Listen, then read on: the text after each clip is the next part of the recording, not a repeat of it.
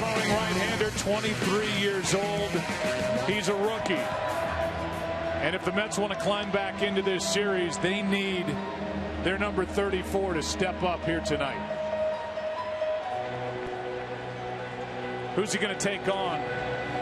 It's the first change in the lineup for Ned Yost this postseason. That's because there is no DH. Escobar, Zobrist, Kane, the top three.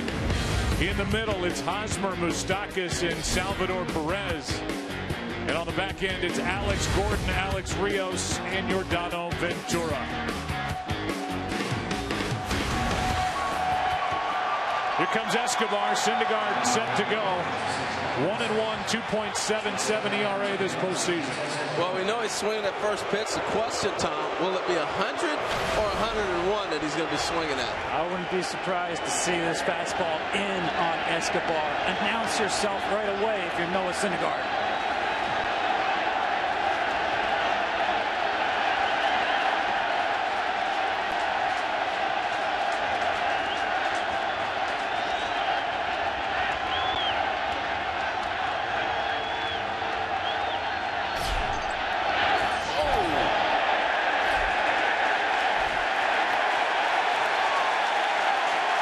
Mets fans love it. I don't think Moustakas did. Now that's announcing yourself. Game on.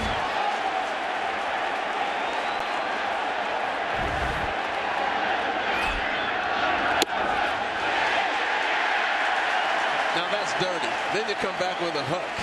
It's game on. No doubt about it.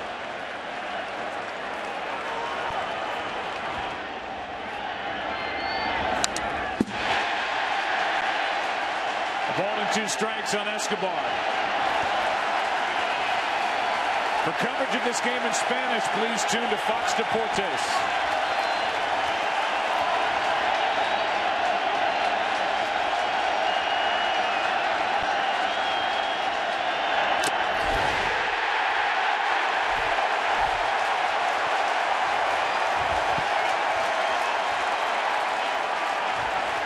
One at bat, but already a huge at bat because the statement Syndergaard is making.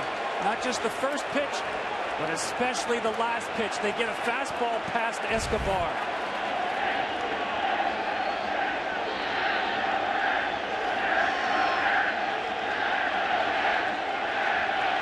Now Zobrist.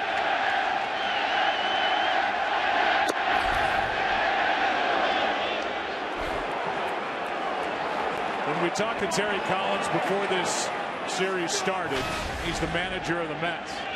He said Syndergaard had the most left in the tank of these young right-handers, and it's showing here tonight. 98. A ball and a strike on Zobrist. Yeah, I don't care if the first pitch is 80 miles an hour, knocked him off the plate. You had to do it. He's just been too hot. You got to knock him off the plate.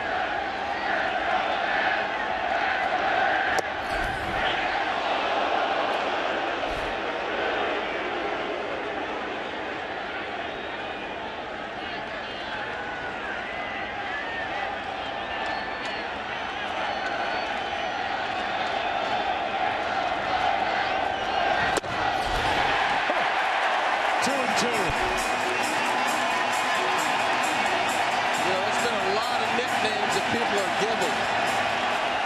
This guy looks like Thor. It's as fitting as it gets.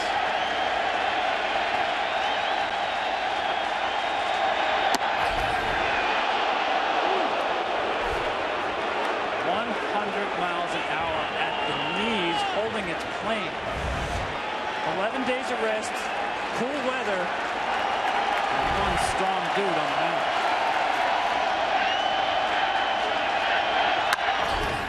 That's foul. Home plate umpire is Mike Winters. First base umpire Jim Wolf. Alfonso Marquez at second. Gary Cederstrom is the crew chief at third. Mark Carlson in right. Mike Everett in left. Bill Welke has moved to the home office for replays. 3-2. Here's Cespedes back on the move. Won't get it. Short hops the wall, and it's a one-out double for Ben Zobrist. So impressive as Zobrist after the 100 miles an hour held his plane, Tom, you're talking about that on the knees for a ball. He turns on a 99-mile-an-hour fastball and then falls it back up with this double over the head in center field. That's a nice at-bat. Still being able to stay up the middle and turn on a ball inside. That's 99. It's great AB. He's got the best swing against Syndergaard. Watch how flat the plane of this swing is. Top hand hitter brings the barrel into the zone early and keeps it in the zone. Hello. Okay. Here's Lorenzo Cain.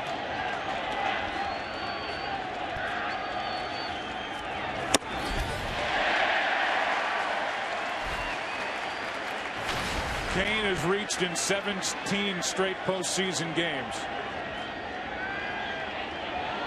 Cain was shaking his head. He has no chance with that 98 above the hands. He has to make the ball down.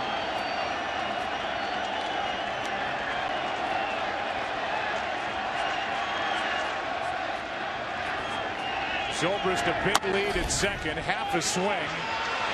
This is right. No play. First and third, one out. As it got past Syndergaard. Away, swing it. Well, that's the things they do. They put the ball in play.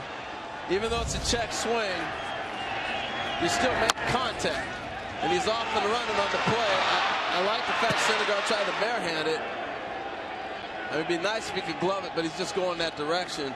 And after it gets by him, there is no play. Now with Syndergaard, you have to think about the stolen base. Usually always with a high leg kick. Stolen bases 15 out of 16 this year. The batter is Hosmer. Could put the Royals on top here in game 3.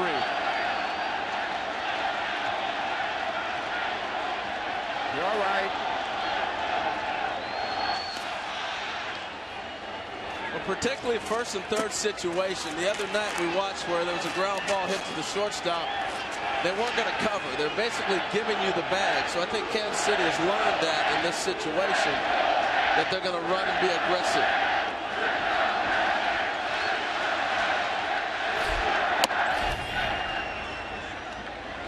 Kansas City's scouting report was that they could run on Travis d'Arnaud. The Mets catchers have not thrown out a base stealer since September.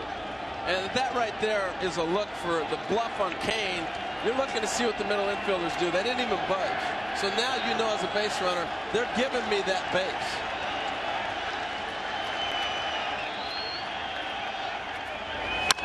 Right side, Judah to second, out, back to first, safe. And the Royals take the lead. The Mets had a chance to turn it. Syndergaard and Duda came together at first base, and in to score is Zobrist. First lead. It belongs to Kansas City.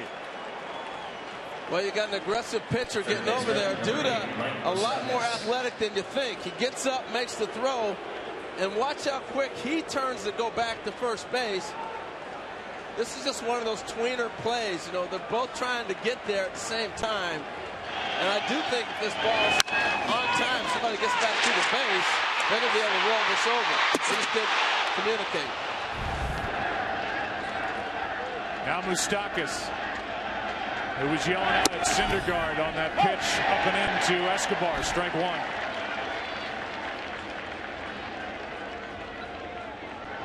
Four out of 9 in this World Series is Moustakas. There are the numbers for the entire postseason, 216. Here are the Royals right back on top to start the night. Ball one. And think about how they did it. Check swing from Cain. Next thing in first and third. A chopper from Hosmer, and they couldn't turn double play. They pick up a run. I'm with you. I think that double play could have been turned and probably should have been turned. Looked like Midtown at 5 o'clock. Too much traffic there at first base. Strike two.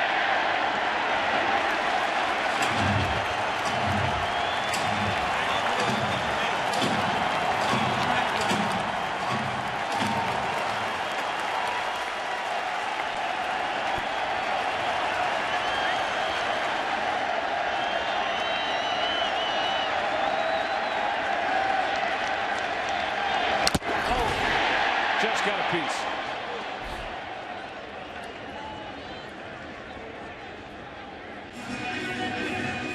When you think of what could have happened in this inning, Syndergaard didn't get a call on a 2-2 pitch to Zobrist, and Ben Zobrist doubles into center. And then this ball hit to Duda. It could have been 2. You see the throw is offline. I don't know whether Flores was confused about who had the coverage where to throw that ball. The out was lost. The run conceded. There goes a runner, and this is knocked down by Syndergaard to end the inning with the Royals on top. A double by Zobrist. And he scores, and a ball hit by Hosmer. Now it's Ventura to the hill. 1-0 Kansas City, Game 3. 2015 World Series in the lineup. For the Mets, their top 3, Granderson, David Wright, Daniel Murphy. In the middle, 4, 5, and 6, Cespedes, Duda, d'Arnaud. And on the back end, it's Conforto, the rookie, Wilmer Flores, the shortstop, and Syndergaard, who hit a home run this year. Against the young 24-year-old right-hander, older of the 2 starting pitchers here tonight, Yordano Ventura. Baseball's in such great shape. These ages you keep throwing out there, seeing guys perform. The next 10 years are going to be really special in the big leagues. You start looking at all the young talent across the board, including this guy right here. Already his 9th postseason start. He's not 25. He's 1-1 overall. And he fires in his strength to Curtis Granderson.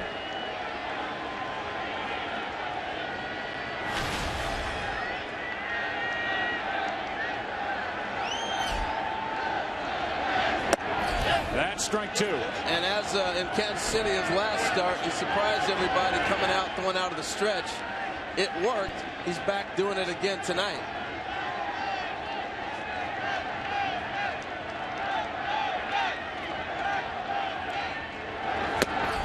This is more of his modified windup, very similar to David Price. He does have one step in before he gets going. It's interesting, he came out in that stretch after warming up, as you said, Harold, in the bullpen before the last start, wasn't comfortable out of the windup. Now he's gone back to that modified windup, a little higher velocity. Right side, diving stop, safe and a wild throw. It trickles away, and Granderson will hold it first to start the night for the Mets. Base hit. That's the disadvantage defensively when Curtis Granderson hits the ball. If you're on the dirt area to get to this, he's going to be out. From that depth, you're not going to get him, and it forces you to have to come up and make a really strong throw. Great play by Ben Zobrist, but you're not going to get Granderson on that. They're lucky Hosmer is able to knock it down. I'm with you. That's too deep. That's fine for Lucas Duda, but not someone who can run like Granderson. The question right now for me, for the Mets, is what is New York going to get out of this guy, their captain, David Wright? He's had the bad back. He's got spinal stenosis. Played less than 40 games in the regular season. It's a cold night. Here's his ground ball foul outside third, and he's in a key spot in this number 2 position in the lineup, behind Granderson, in front of Daniel Murphy. Yeah, it's a critical spot because he's not a guy that's going to move a runner with a bunt or hit and run or anything like that. Not at this stage in his career. He did get a couple base hits on some fastballs in Kansas City. It looked like some life was starting to come back to his swing, but it's a lot to ask, having missed as much balls he's missed this year.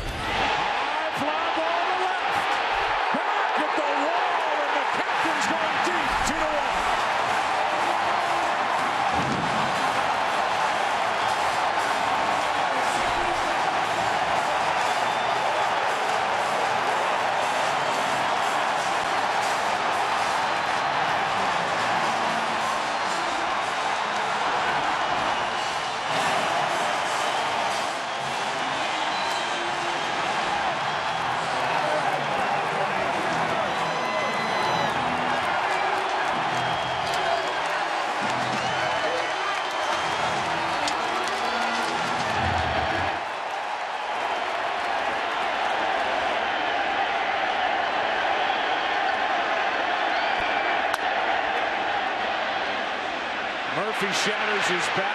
Escobar has the first out. Just a beautiful swing from David Wright. Again, another fastball. This one he got it in the air. And I mean, he crushed it into the cold night.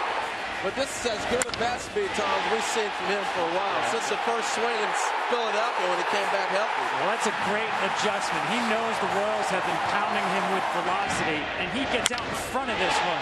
Typically, healthy David Wright lets the ball travel a little bit. Get it started early, get it out front. Boy, that went a long way.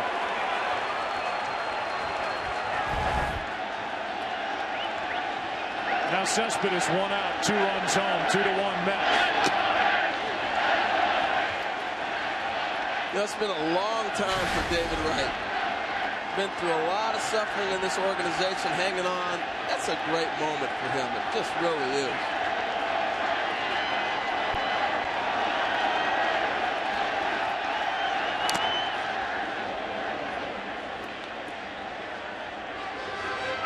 David Wright was there as a 23-year-old in 2006 when the Mets were 1 win away from going to the World Series. And some downtime since then, but it has all come together now. By working his way back into game-playing shape, Wright gets to be a part of it.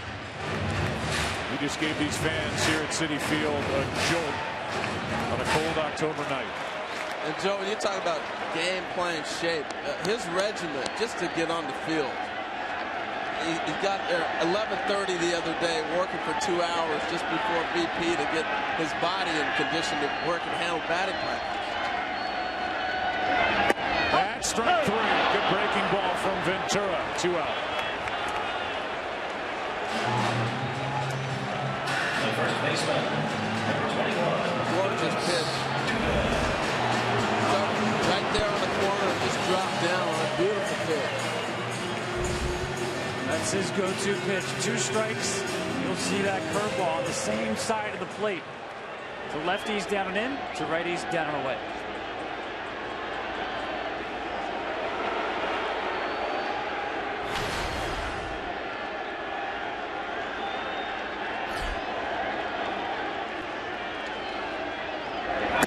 Duda takes a strike.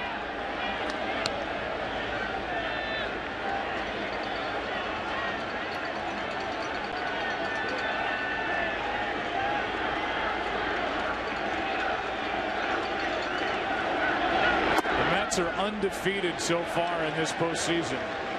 When they score a run or more in the first inning, 5-0. They fail to score, they've gone 2-4. They lead here 2-1.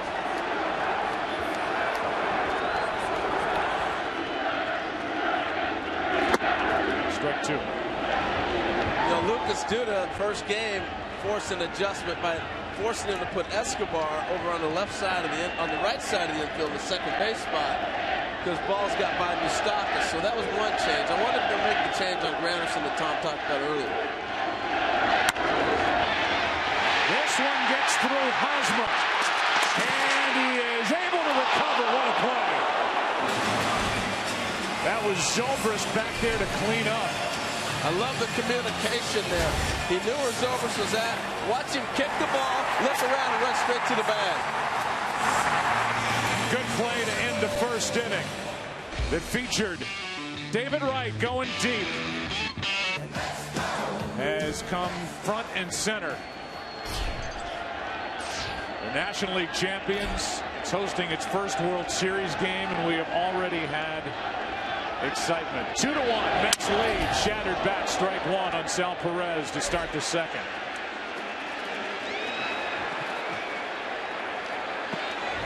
And tonight, it was Mike Piazza, 6-time All-Star with the Mets, who threw out the first pitch. Mike's got a good shot getting into Cooperstown this year. The numbers keep growing every season.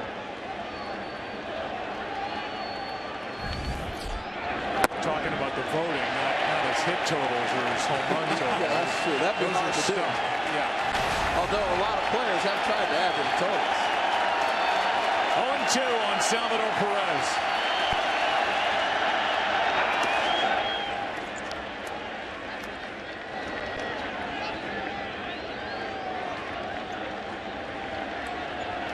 Nicknamed Thor, but he's also a big Game of Thrones fan. He's into season 5, but hasn't watched the end of it. And he has a ball inside on a check swing by Salvador Perez. And wow, looked like he went a long way on that. Sure did. I agree. General rule of thumb is when that bat crosses the line of the foul line, they'll ring you up. They got away with one. Did you see that last replay, how fast it is, though? Tough for them to pick that up. Here's a little fly ball down the left field line. It's fair. And from that check swing to a terrific play by David Wright to hold Perez to a leadoff single. Well, that's a break for Kansas City on that check swing, and Salvador Perez took advantage. Yeah, and I love what you said about the play by David Wright, though. He put his head down, wants to slide, pick, and throw. Beautiful. Because you're talking about a leadoff double that sets up the rest of the inning as opposed to a runner on first base. That's a great play. And Thor's like, I can't throw it any harder than that. Busted up 2 bats, still gave up a base hit. Now Alex Gordon. Remember, as we make our way through the bottom of this lineup for the Royals, that's been so impressive and so good, 1 through 9. Now we're in the National League City, and in that 9 spot, it's no longer Alex Rios. There's no DH. In the 9 spot, it's the pitcher Ventura. 1 ball, 1 strike. And Joe, that's what struck me with the first pitch to Escobar. Because Syndergaard's got a hit. That's the difference with the American League pitcher and a National League pitcher. There's no fear in this young man. I'll throw at you. You may throw at me. That's okay.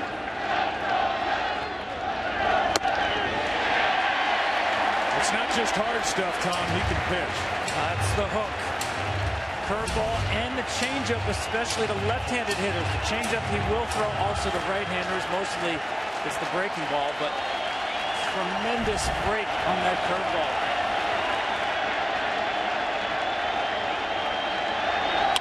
That is a base hit into right.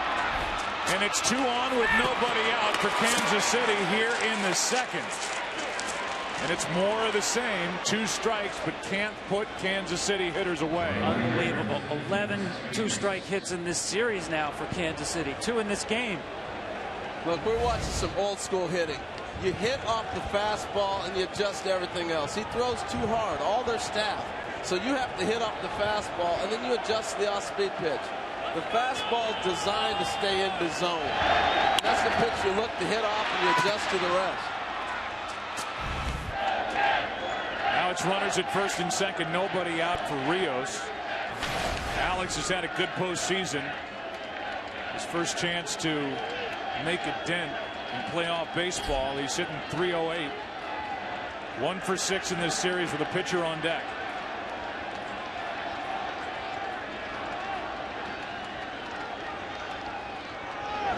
That's into left field, a base hit off the bat of Rios. Perez will dig around third, come to the plate at third, safe, and at second and third with nobody out. And immediately David Wright says, challenge that play. It's a tie game right now, 2-2, and at the moment, second and third, nobody out on 3 straight hits.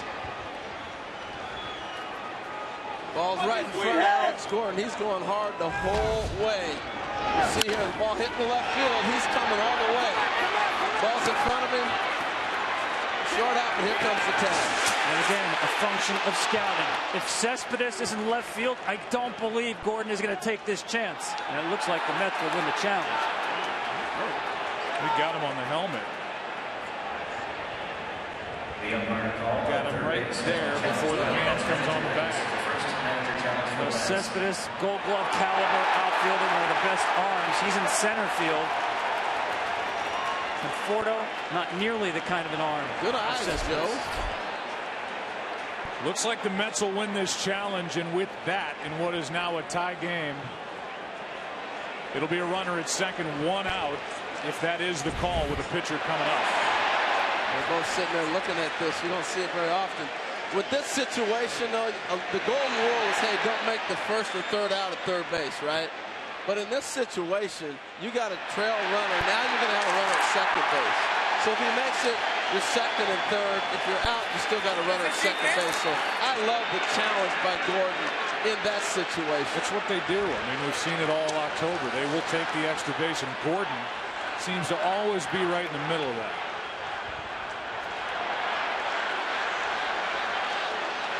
Don't forget, too, you've got the pitcher, Yordano Ventura, coming to the plate. And no offense, but he's the out call there. He's an automatic out. Only 10 plate appearances in his career. He struck out 8 times. Lightning quick hands by David Wright. I was going to say he's made 2 good plays in this inning defensively after homering in the bottom of the first. Yeah, and they're not going to show up in the box score real big. It's great plays, but man, to take that throw and get the slap tag down, great hands, David. All right, the challenge from Verducci for Yordano Ventura. 0 for 6 when he was swinging it during the regular season during interleague play. Runner at second, 1 out now. Tie game 2-2. Strike 1. I asked him about facing Syndergaard as well, and he said, my hands aren't going to like this. He doesn't even really practice hitting. They do practice bunting here in the last month, but not many reps in the cage at all for Yordano Ventura.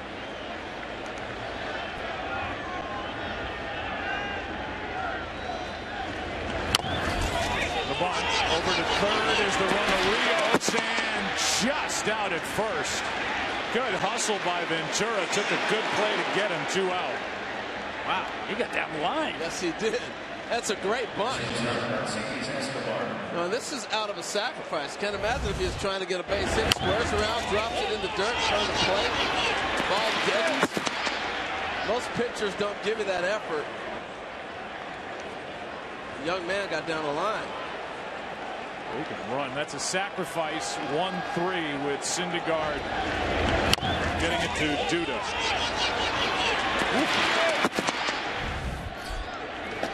Now the ball gets away. In comes Rios, and the Royals regain the lead. The little things. With Ventura moving the runner up. And Rios following on the throw to third when Gordon went to third. A lot of guys stopped at first base.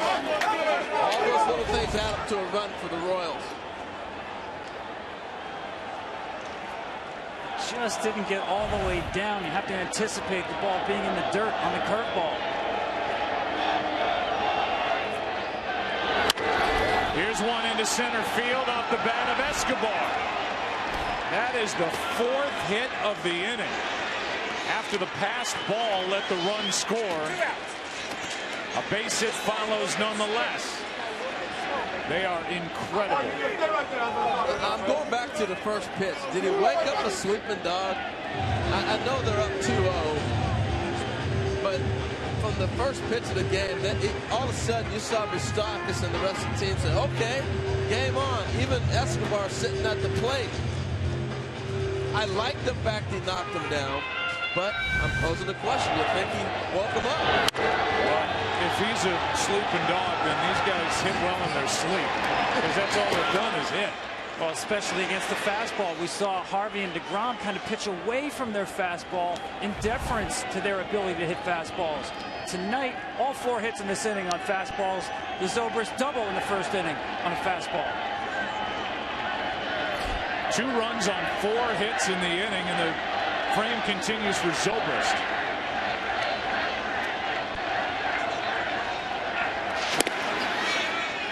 And this is a spot to run for Escobar.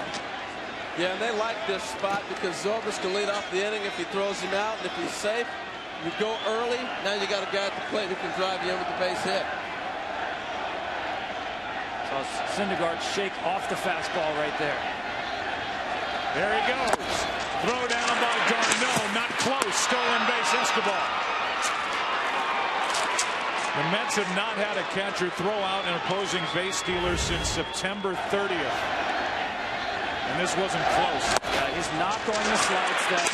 And some of the throwing issues of d'Arnaud. Add on top of that changeup. Just no shot. Everything adds up to an easy bag for Escobar. First steal of the postseason for Escobar. Now a hit means a 2-run lead. It's 3-2 Kansas City. Here's a 1-0. They have made Syndergaard work. Already 36 pitches. Yeah, and it's almost a catch-22 for Syndergaard. You don't want him to give up his stuff, meaning if he can't get 100 miles an hour on his fastball by slide stepping, don't do it then. You got to get the hitter out when he gets the second if you do.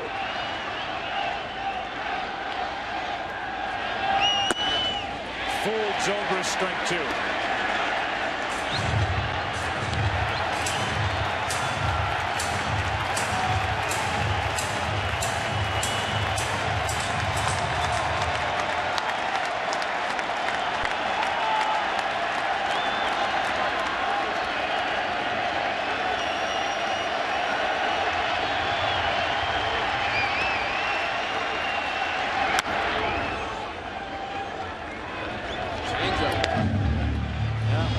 Not surprised. Zobrist on the Syndergaard fastball. It's a good matchup because of the plane of his swing. Breaking ball, and you just said there, the changeup in action already in the Mets bullpen.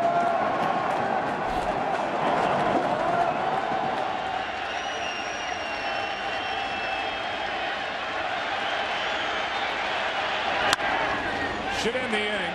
Into center for Cespedes. But the Royals are back on top with 2 runs on 4 hits in the second. Back to the hill, Ventura. Royals doing their thing. Big part of it again is the bottom of the order. 3-2 Kansas City for Ventura. d'Arnaud takes a strike.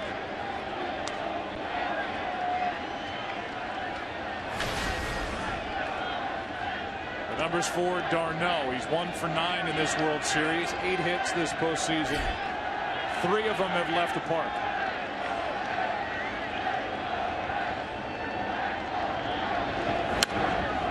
Strike 2. You know, Joe, there's not many teams in baseball that can play either league style. You want to play in a National League game without our DH? No problem. You want to have the DH added? Here we come. The Royals are that unique and able to do that. I thought it was a disadvantage for the Mets in an American League game because they're not built to play an American League style of game. d'Arnaud set up at 0-2. Ball 1. It's a big key against Ventura. He wants those chase swings on 2-strike curveballs to stay off of those pitches. He'll stick with that pitch. You got to have the confidence in the catcher that's going to block that ball in case you get a swing. And that's one of the things Salvi does so well. Here it comes again.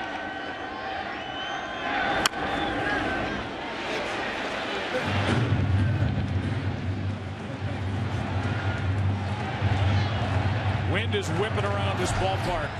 Citi Field here in Queens. 14-mile-an-hour winds. And up top, you can see it's really blowing. Chilly night. d'Arnaud. Ball 2.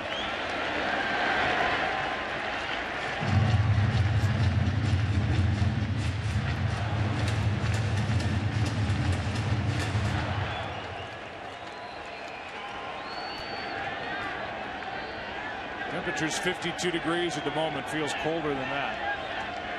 2-2 pitch. Upstairs, full count.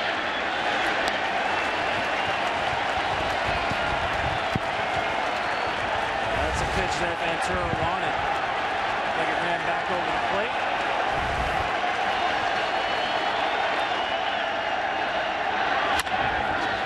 Into left center field. Kane is there. 1 away. In the top of this second inning, we saw Alan Ford. Right there or no? Well, with nobody out, but I thought you were going to be safe. I just didn't know if you slowed up coming around second. I kind of like double take. Hey, we've been aggressive all year. Truer words words never spoken. Mike Jerschley, the third base coach, and here is Alex Gordon headed for third. Called safe, then that call overturned on replay. Here's Conforto, strike one. It did look like he slowed down a little bit, and that's what happens sometimes when you stop to pick up the ball. You do have a tendency to slow down a tad bit, but still can't overlook the throw by Conforto. What a throw by Michael, and what a tag by Wright. Conforto has an RBI in this series, but he is hitless since Game 2 of the division series when he went deep against Zach Greinke of the Dodgers.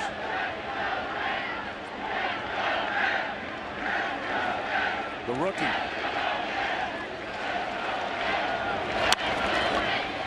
That's to the left side for Moustakas. 2 out.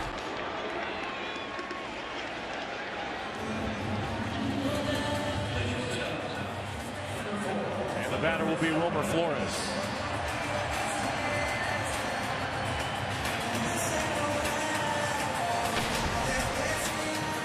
Ventura trying to put up the first scoreless half inning in this game.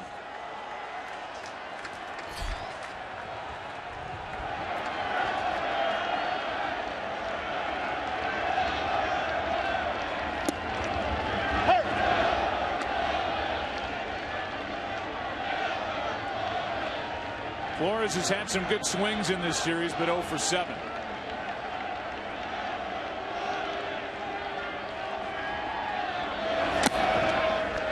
He has, and they continue to bust him in. I think they're flirting inside a little bit too much on him. I'm waiting for him to really jump on one. Saw a lot of balls inside, and as the series progresses, you start to look for a certain pitch. Into right, and that will carry to Rios. And that will send Game 3 into inning number 3. A look at Times Square. Seen with Andrew, Roberto Clemente's wife Vera, along with her 3 sons, Luis, Roberto Jr., and Enrique, along with MLB Chief Baseball Officer Joe Torre and Steve Hainer of Chevrolet. Here's Lorenzo Cain as we go into the 3rd inning, 3-2. Royals on top here in Game 3. Kansas City leads 2-0. It counts 2-0. And everybody's got a plan until you get socked in the face. Syndergaard came out trying to establish fastball. First 2 pitches here to Cain off the plate with sliders. Mixing in much more of his secondary pitches now. Terry Collins had his bullpen busy in the top of the 2nd. He had Nice up. Short leash. Down 2-0. The 23-year-old. Strike 2. Yeah, I still think Syndergaard's got a good fastball. They're getting base hits, not home runs, not driving the ball, and they've been broken bats, different things that have not worked out for him. I still think he's got to stay aggressive with that. How about that stat? 6 hits through the first 2 innings, most by a visiting team in a World Series game since 1961. The Yankees and the Reds. The Yankees beat the Reds in 5 games. Cain now waits for a 2-2. Full count. Well, this will tell me a lot, Joe. Challenge pitch here or back to the breaking ball.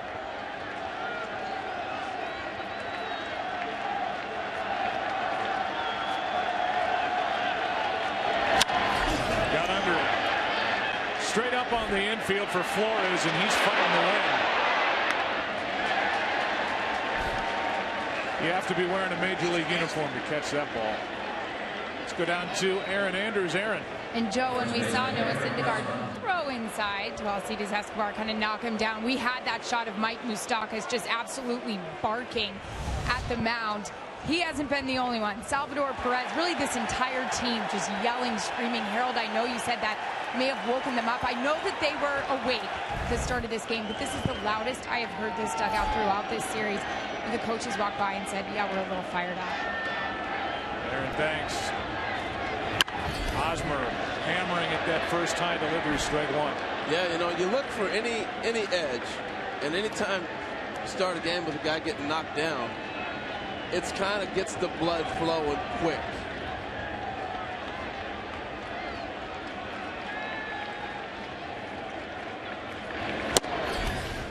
Drives Hosmer off the plate, ball one.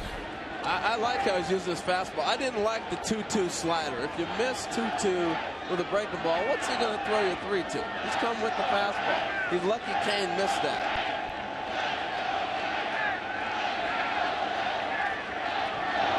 Two and one. Changeup right there at 91 miles an hour. Yeah, Told us he loves throwing that pitch. Yeah, He loves to get swings and misses. Just likes the way the ball feels coming out of the hand.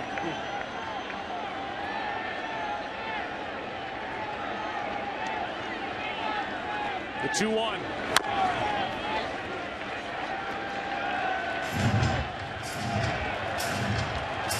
See, I just think it's a huge advantage for the pitcher right now. He's shown him a changeup. He's thrown him a slider. He's got a 98-mile-an-hour fastball. I'd like to see him use his fastball, elevated up and away, and you're going to blow him away.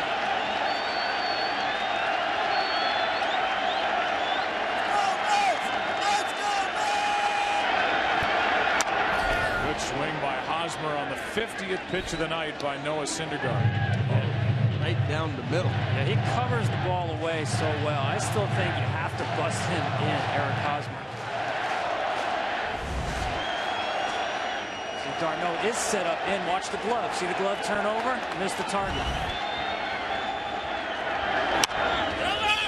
To the right side for Duda. 2 out.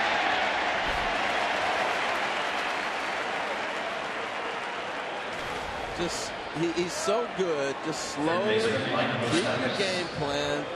Keep him in the ballpark. That's all.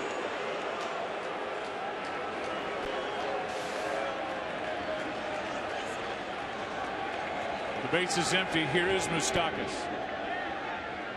He bounced one back to Syndergaard to end the top of the first. Now 4 for 10 in this World Series, so he's gotten hot. Started the postseason cold, but he's picked it up. He's got 3 straight games of 2 or more hits, 1 or more RBIs. Takes a ball. Kansas City winners of 2 straight AL pennants, trying to win their first championship in 30 years. Syndergaard has his first scoreless inning. Sent game 3 in the bottom of the 3rd inning. Syndergaard leads it off. Mets down 1. These jackets and more. Get all your Mets and Royals World Series gear and celebrate with your favorite team at the MLB.com shop. So I can get my Thor gear and shop like that guy? I don't know that that's MLB sanctioned. Is that an official one? I don't know. Syndergaard first up, then Granderson, then David Wright. 3-2 Kansas City on top. 0-2 in a blink.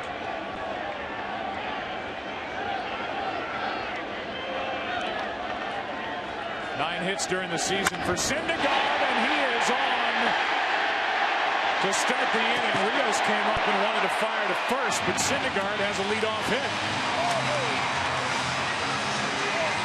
Hung him a breaking ball. And they've got a really good pitching staff.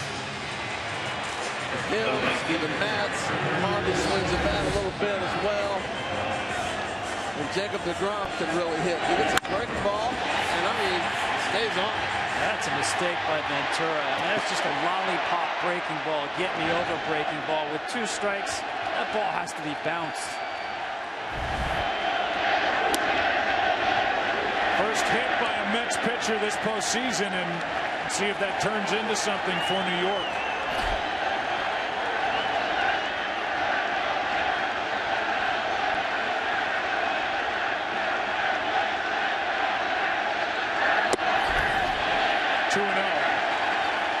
And a visit.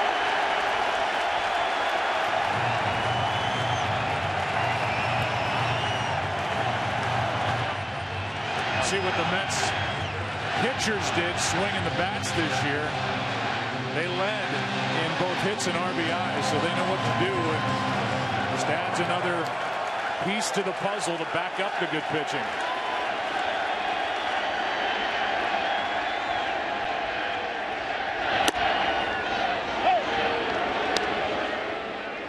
You know, we saw one ball from Ventura, 98, and he has not really reached mid-95 and up very often in this game. Not the same velocity. That is hooked into the corner. At the wall. It's good. Mets back on top.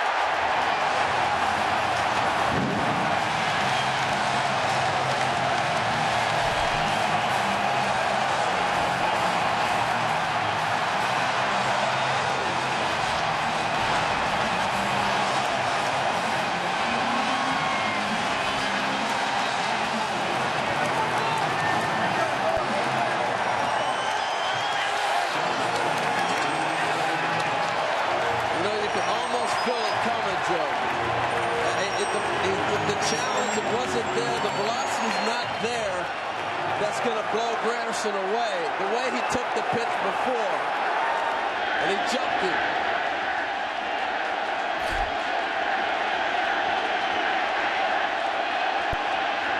Now David Wright. David hit the first of two two-run homers tonight. Granderson seconds ago to make it 4-3 New York.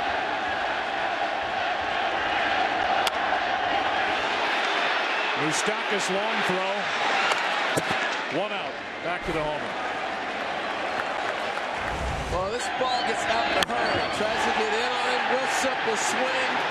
Plays 330 in the corner. But it's a line bullet.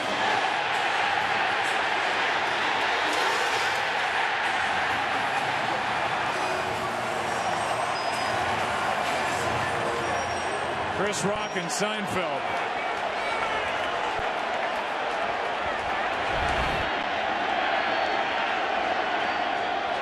Granderson puts a charge into this crowd. Now Murphy, who's been doing it all postseason, is now 2 for 10 in this World Series.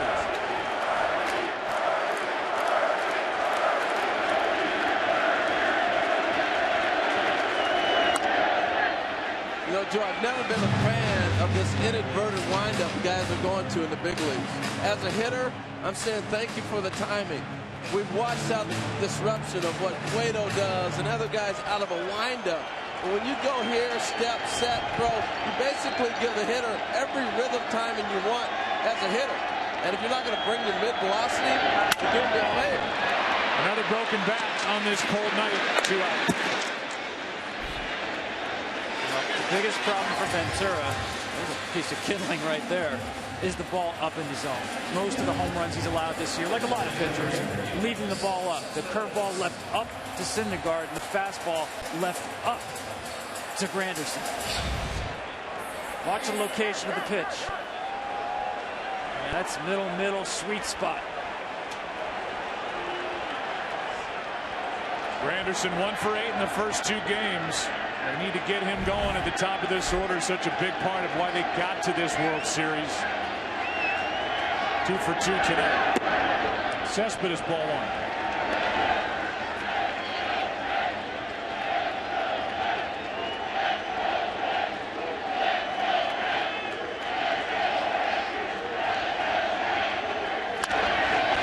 Backing up Moustakas. Good play. Long throw. Nice work by the Kansas City third baseman. But in the inning, Syndergaard got on with a base hit to start it. And then Granderson parks one down the right field line. 2 two-run homers tonight for the Mets, who lead by 1.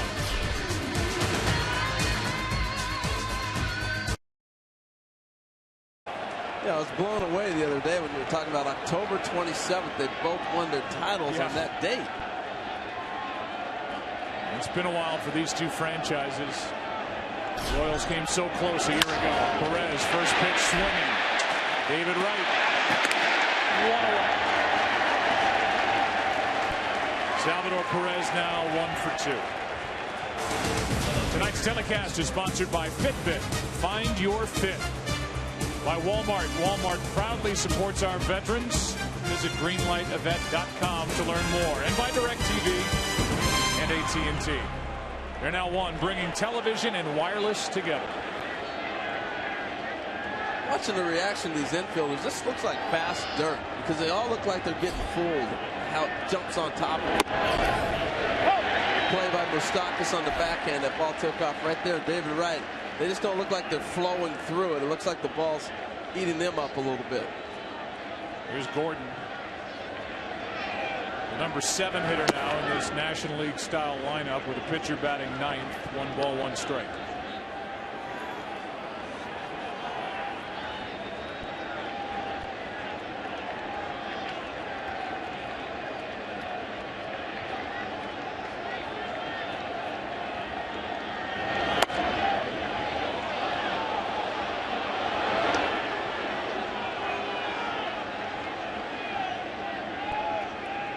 Working in the 4th inning is Noah Syndergaard, 38th overall pick by Toronto in 2010. That's a strike, 2-2. And that ball went down to Alex Gordon. That changes your at bat. You go from 3-1 to 2-2.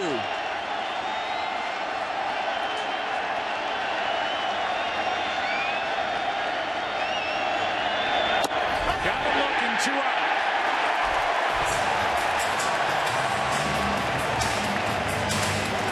This ball had so much run on it. Gordon gives up on it and comes back over the plate. This is at 99. Even Darno had a tough time squeezing it. Tonight's aerial coverage is brought to you by DirecTV. Now part of the AT&T family. Call 1-800-DirecTV. This is the first World Series game in the 111-year history of the World Series. But there have been 3 lead changes in the first 3 innings. Noah Syndergaard now is retired 6 straight. Here's Rios. What a postseason he's had. RBI single his first time up tonight and a run scored. That's a strike. Yeah, he is really pitching now. Mixing in more of the 2-seamers, the breaking ball there, change-ups to both right and left-handers. Establishing a nice groove here with Darno.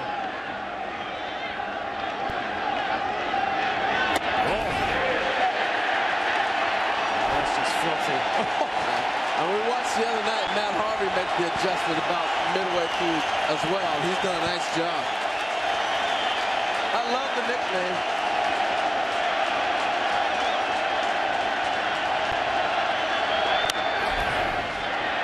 Pretty good swing by Rios. I know we've said it a couple of times, but think about the construction of this team by Dayton Moore. Rios is added. Kendrys Morales is added. They've drafted well. The guys like Gordon and Moustakas, Hosmer, pieces that have been changed from a year ago. Rios a part of that list. Here comes a 1-2 to Alex. Flores. 7 straight retired by Syndergaard. Bottom of the 4th in game 3. 4-3 Mets.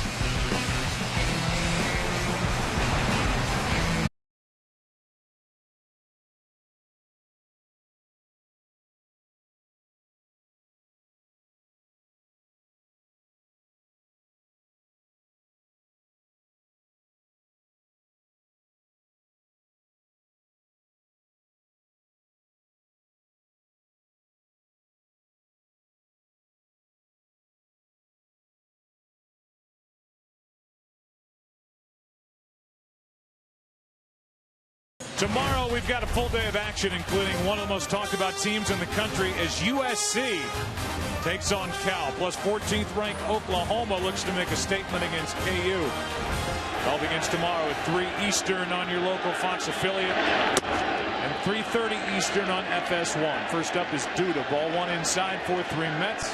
Bottom of the 4th. Speaking of USC, Lucas Duda went to USC.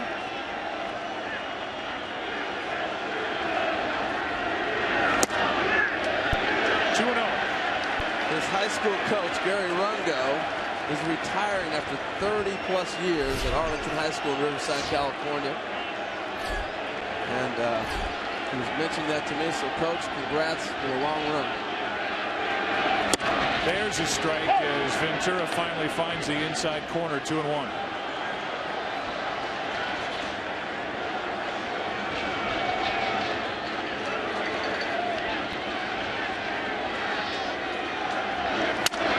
Left side base hit.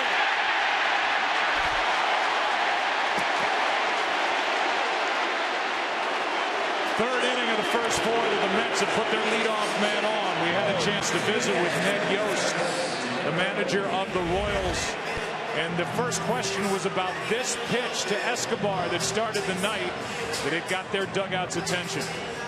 Yeah, I didn't expect him to throw a strike, but I didn't expect him to throw it that close to his head either. Yeah, well, let's talk about what we've seen so far. It looks like Syndergaard settled in a little bit. And what are you seeing out of Yordano Ventura? He's throwing the ball good. He's not getting, racks for base hit runs. He's made 2 mistakes, a backup cutter to Granderson and a high fastball to David Wright. To do the 4 runs worth of damage on him, but he's throwing the ball okay. This is a great atmosphere here as it was in Kansas City. I'm taken by your team. There is no panic, and that's what we've seen all postseason. And tell us why. Why is your team so confident? Well, I think the postseason experience last year taught them a lot, gave them a great deal of confidence, and they just have a great belief in each other and themselves that no matter what the situation is, that they're going to battle to the end and overcome it. And they have a manager who just lets them play. Just lets them play. That's the fun part of it. All right, Ned, thanks. All right, guys. Well, while we hear from Ned Yost, it's been a single the opposite way off the bat of Duda while they play Lucas to Pole. And then Pole, Travis d'Arnaud did with a rocket down into the left field corner. And the Mets leading by 1 have second and third and nobody out. Yeah, the thing that's concerning watching Ventura is he's trying to pitch instead of letting the ball go. This is a guy that lives in the mid to high 90s. And we're watching him 92, 91 pop up on the radar gun because he's trying to get movement. I would just say reach back and go get him, what you've done all year for us. Well, he's got command issues tonight. There's no question. That ball's out of the zone, but it's up, easy to get to. Pitch to d'Arnaud, another ball up. Got hurt last inning with a couple of balls up. I got to be honest with you.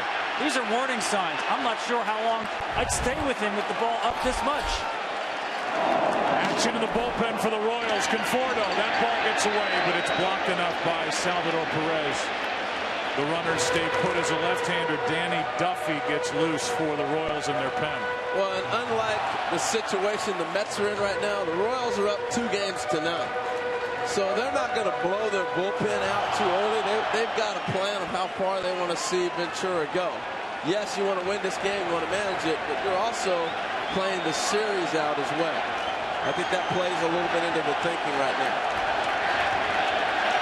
Conforto's looking for his first hit in a long time. 0 for his last 20. I think it's swing there, but a foul ball, 1 strike. Royals kind of hedging their bets with the depth of the infield. Sacrificing some range, not all the way in, but in enough if the ball is hit sharply. Slow runner on third base to hold Duda. But it does compromise range.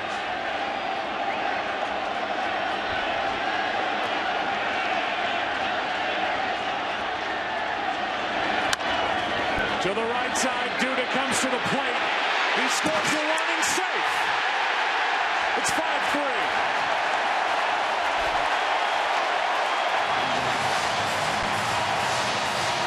Well, because of the defensive alignment, it caught them in a position where they didn't know what to do. And Tom, you pointed out they're halfway. So what do? Who goes and gets this ball? Hosmer goes to get it, but that probably ends up being a second baseman's ball. But because of the depth that they started at, he might think that ball's going to sneak through.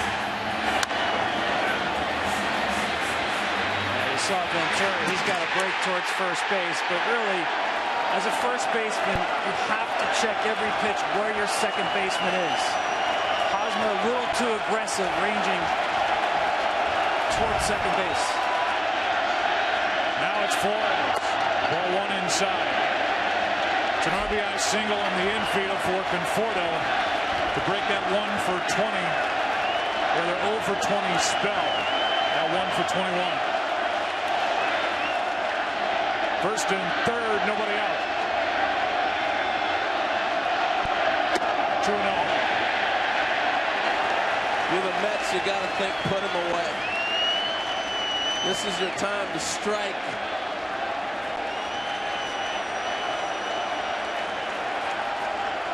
I would be careful with these fastballs they're throwing Flores inside. That's his nitro space. Little pop-up on the infield. That's a big out. With a pitcher coming up, 1 down.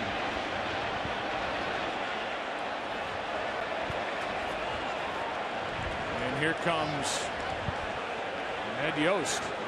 Hook, look like. This is a very interesting hook with the pitcher coming up. He wants it to end right here. Danny Duffy, the hard-throwing left-hander, is going to take over with the left-handed hitting Syndergaard, then the lefty Curtis Granderson to follow. And we have had some action in this game 3.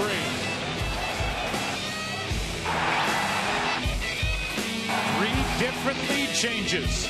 Mets trying to add to what is now a 2. I thought it's an interesting hook. This is a safety squeeze situation.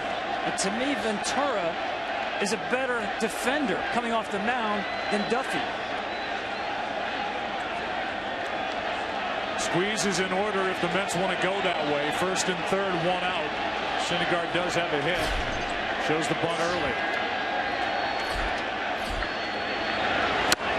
1. 2 things for me.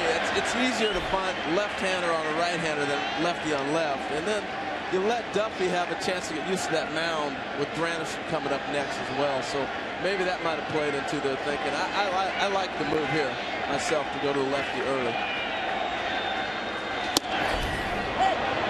Goes back to a swing, trying to hold up. That's strike 1. Yeah, I put the bunt back on. If you execute this play, it's almost impossible to defend. Darno can follow Moustakas down the line, read the play. If it's bunted right back to the mound, he can go back to third.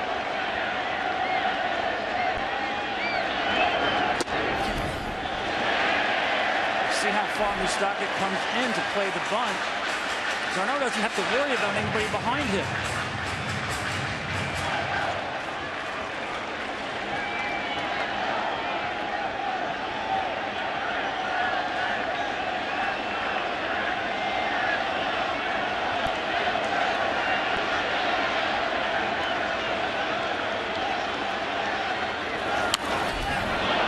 Strike 2. And I get your point, but I think it's an easy play to defend if you do it right. You're looking, the whole point of being on defense is get the out and not give up a run. Because you got the left-handed hitter on the on-deck circle you want to get out anyway. So get the out. If they want to give you the out, you take it. You want to keep a run off the board right here. If he gets a bunt down the right spot, Darno will score. Back to the swing with 2 strikes, and he struck him out. A good start to the night for Danny Duffy. 2 out. And here comes Curtis Granderson, who is 2 for 2. Homered his last time up. StatCast powered by Amazon Web Services. Well, here's the fastball that ran. You heard talk about a little two-seamer running back over 107-mile-an-hour exit, but 346 now, it's 330 down the line. That ball was on a trajectory that was a missile that got over the wall real quick. The second home run of the series for Mr. Granderson.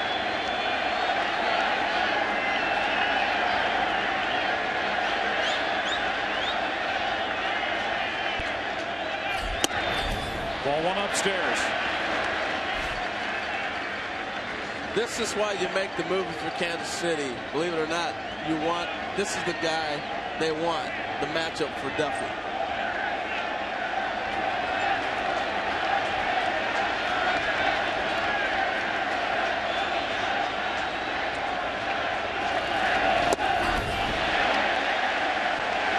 We've said it time and time again with Curtis Granderson. He will make a pitcher get the ball over the plate. Duffy at times trouble with that fastball command.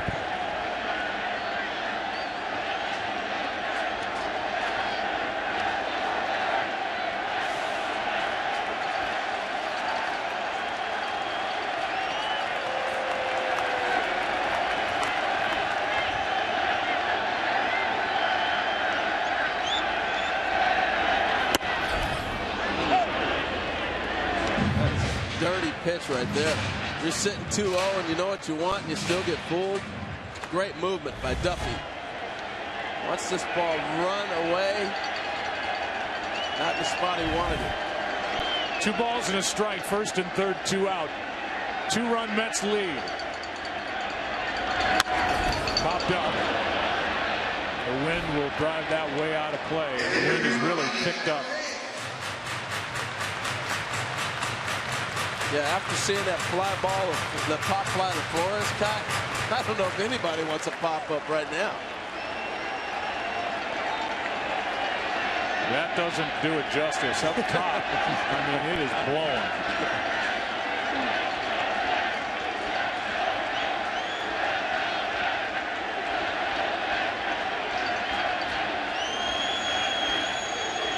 Now a 2-2 pitch. In the air to center for Kane. And Duffy does a nice job out of the pen. But the Mets get a run. They leave a couple on. And lead it. Years old, never played above Double-A.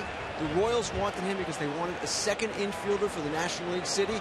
And he is really, really fast. He is their star position player prospect in the organization. Switch hitter. Been switch hitting since he was 7. And so his first big league at bat comes in the World Series. His dad, a former Rookie of the Year with the Dodgers, had a long distinguished career and never played in a World Series. And here's his 20-year-old son with a 1-ball, 1-strike count. And you see the bat speed real quick. Hey, this kid is going to be a star. That's an understatement saying that he's in the big leagues at age 20, but watching him play shortstop and the things he can do is pretty special. 1-2.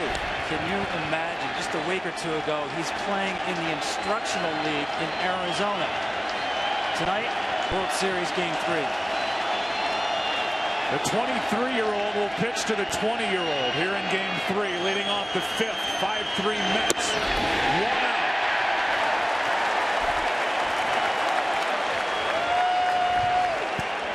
The old guy won.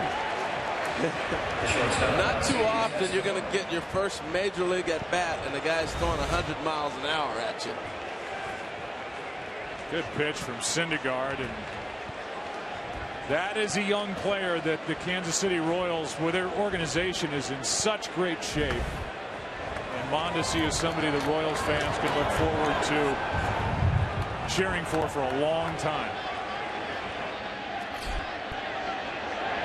Escobar takes a strike. That's worth repeating how high they are on Mondesi. Before they made the trade for Zobrist, there was talk within the organization of committing to Mondesi at second base.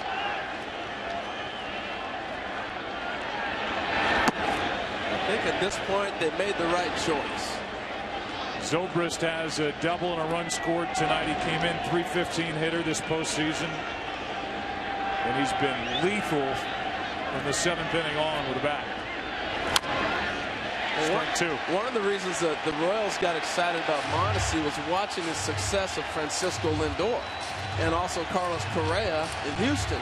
Those 2 young players came up and really dominated the big leagues in their short period of time. It gave them confidence to believe their young guy was ready too.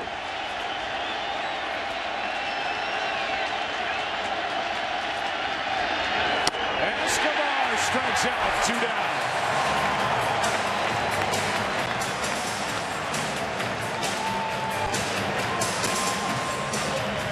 Swings and misses. The Mets are finding their equilibrium with these young guns. Syndergaard with the secondary pitches getting Escobar.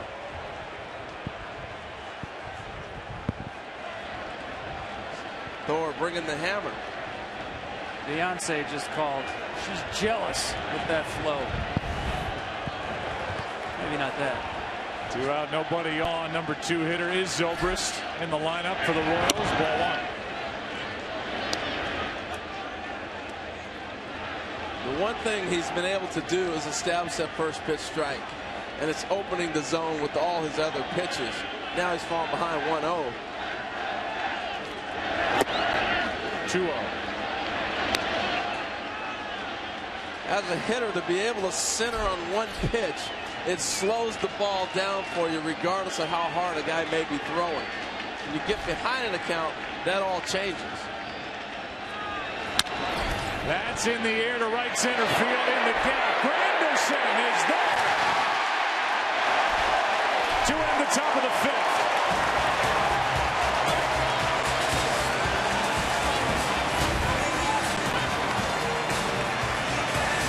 Straight. Here he is leading off the fifth with Murphy and Cespedes to follow against Luke Hochevar. Strike one on this hard throwing right-hander. It was a big part of the bullpen 2 years ago. Had to recover from Tommy John surgery last year. Was not in on the pennant winning fun for the Royals, but he's a big part of their success this year. Strike two. And that cutter is his best pitch, his favorite pitch.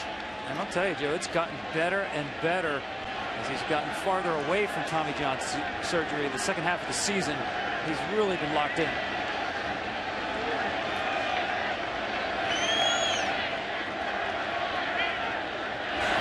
Got him looking on 3 pitches, 1 down. How about the depth of this bullpen? You can bring Duffy in. Hey, let me get 2 left-handers out. That's it. A guy that's been a starting pitcher for the full season and be able to go and pull a guy like Hochevar out that can carry you some distance. It's a deep pen. And that's really the big difference from a year ago is the depth. They don't have Greg Holland, their closer. They had that great threesome of Herrera, Davis, and Holland. Now they have Herrera and Davis left with more around them, including Madsen, Hochevar, Duffy. Ball 1 on Daniel Murphy.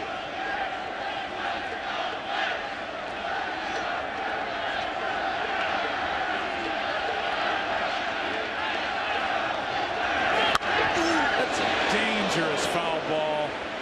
Oh, 1 ball, 1 strike. You know, let me explain a little bit of Daniel Murphy's approach and what Kevin Long has brought. See the 7 balls right here. The 7 being the first one out, 1 closest to you.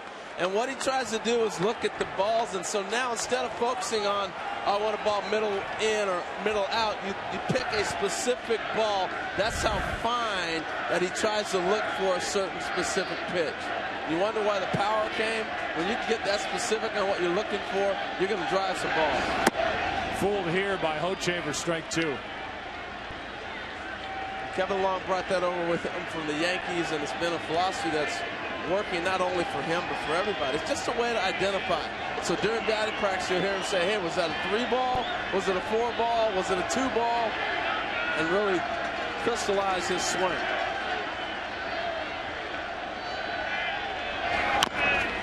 That's off the plate. Hochevar makes the stop and the throw. 2 out.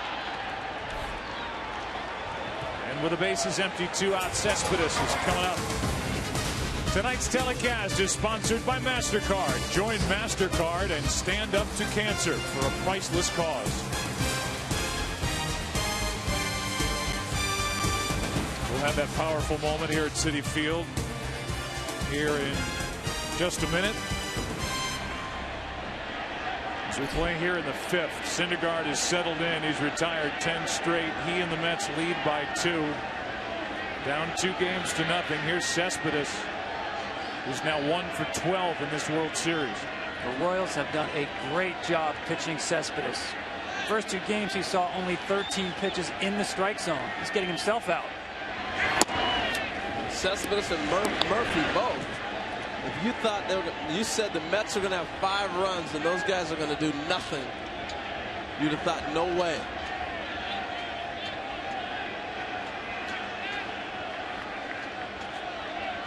A 1-0. That was one that Cespedes would like to have back. 1 ball, 1 strike. You got a pitch there. Now, let's say that shoulder, remember at the end of the NLCS, complained about the shoulder, came out of the game, is perfectly fine. And he's not going to change his approach. He's going to be aggressive. He's going to take big swings like this, especially 2 outs and bases empty. Just don't make a mistake. Inner half down. Nothing's never perfectly fine when you're getting cortisone shots. You're trying to figure out how to get on the field. They can tell you that, but I just don't believe it. Got that last Thursday. Skipped the Friday workout before the start of the World Series. Was involved on Saturday. Had to bow out of Game 4 of the NLCS, and he is on with 2 out here in the 5th.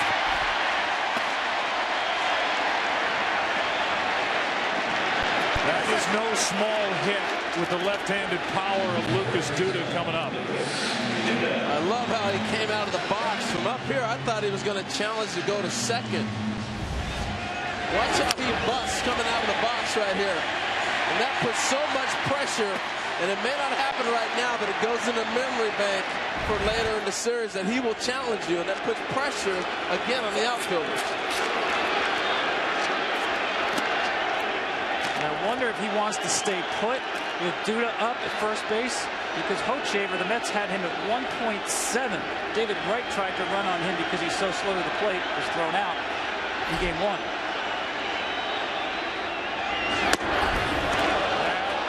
Trickles away and Cespedes stays put. I think you got to go because it doesn't change anything. They still have a shift on. Normally with a left-handed hitter, you're giving him that hole between first and second base, hoping he might hit a ball through it and you end up first and third. But where Zobrist is standing, it doesn't change the defensive alignment. So you look where Moustakas is at. You're going to force Escobar to take a throw. I'm running. I'm going to get in scoring position, and they're not going to defend a throw.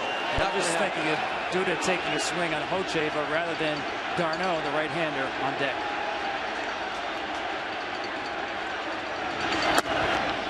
Duda tied up, 1 ball, 1 strike. Nasty cutter. It looks like he's tough to pick up. Hides the ball a long time. That would be ball number 0 for Kevin Long. Off the plate, in. Duda 1 for 2 tonight, 5 for 11 in this World Series. But no long ball yet.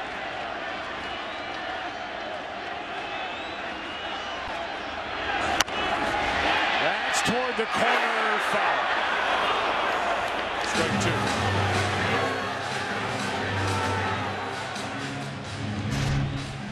You know, Tom, in Kansas City, you were saying it's a perfect pitch by the pitcher when a guy pulled a ball foul like that. That's another example right there. This is a perfect pitch by Hochevar. There's nothing Duda can do with this ball, not to keep it fair anyway. Look at the run on this.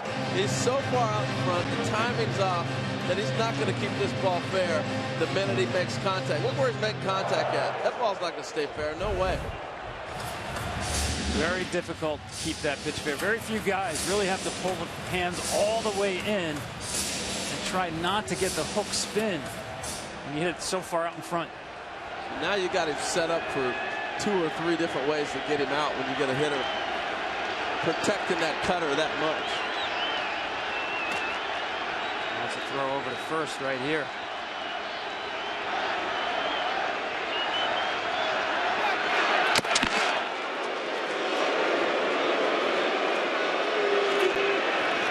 Just to see if Cespedes would give anything away. 2 strikes, 2 outs. Good base running situation. Another throw over.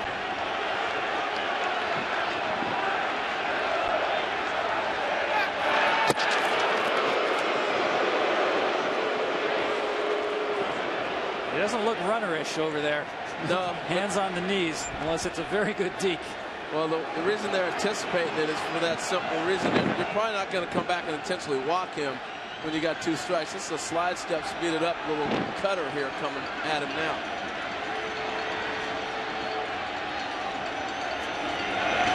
Got him looking. And a good first inning of work for Hochevar. It's a 5-3 game after 5 innings here at Citi Field. The fastball, you see Kane there, not on balance, just off the plate. Multiple options right here. That caught d'Arnaud, the catcher. you can see how you keep a hitter out of a fastball count, how that changes everything. They get in a fastball count, I don't care how hard you throw, you can't sneak the cheese by the rat in the big leagues. You live off fastballs.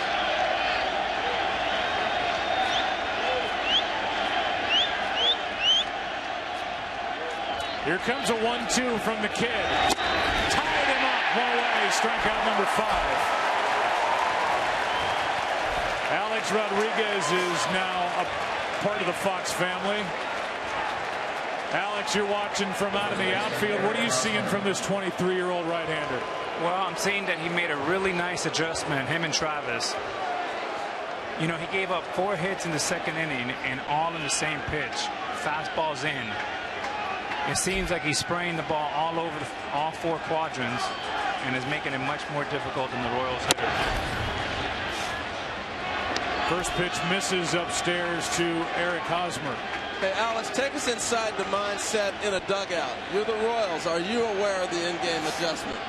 It seems so, because he's gotten a lot of easy outs with some hanging sliders. So that tells me that the Royals are very aggressive and looking for the ball in.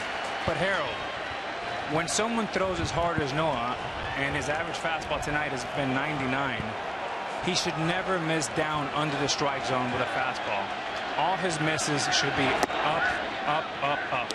Totally agree, because anytime you get a fastball up, for people that are watching at home, it looks like it's in your eyes, it's enticing, but the ball's by you. A ball down gives your eye leverage, able to lever that ball a little bit better. Here's a 2-1. 3 balls and a strike on Hosmer, trying to get on with 1 out in the 6th. Alex, I got to ask you about, we've seen the 2-seamer at 98 and 99 with run, and the difficulty for a hitter on that pitch. Yeah, it is a little bit like Mariano Rivera. There's 3 different type of fastballs, and when he runs up 2-seamer in on the righties, and then you throw the fastball away straight, it is extremely difficult for the hitter to be on both. And then when you use the upper quadrant and you throw the fastball up, there's a tremendous residual when you throw the breaking balls down. It drives the hitter crazy. 3 balls, 2 strikes. Syndergaard. Good swing by Hosmer. And that's what you're talking about right there, Alex. That ball's down. If he gets it up, I think he throws it by people, even when you know that fastball's coming. Harold, when his average fastball tonight is 99 miles per hour. When he throws it up, it acts like 104. When he throws it below the zone, it acts like 92. That's now 12 straight and back-to-back strikeouts as Syndergaard is taking over. Well, Alex called it. I mean, there's just too many pitches to cover. You have to honor 98, and then you get the slider with the downward action. Just too many speeds and quadrants to cover while protecting 98, 99.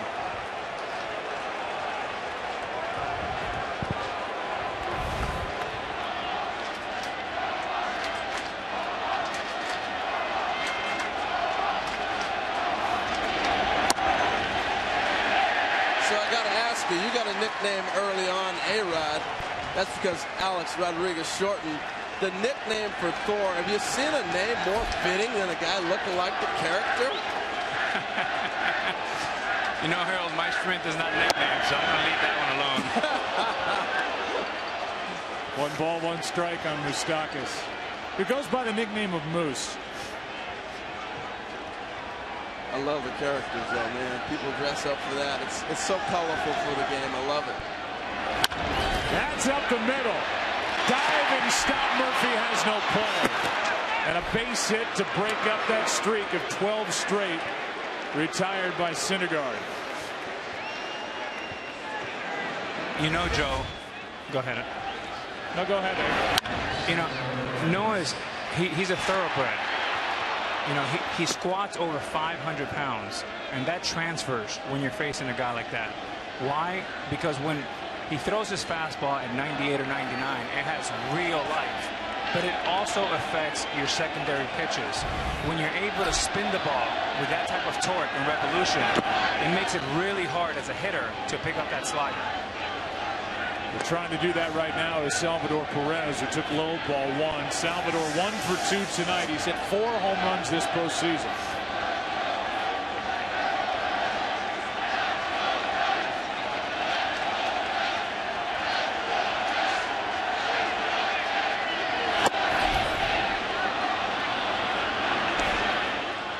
That's the two-seamer into righties Alex was talking about. Nice job by Perez to stay off it.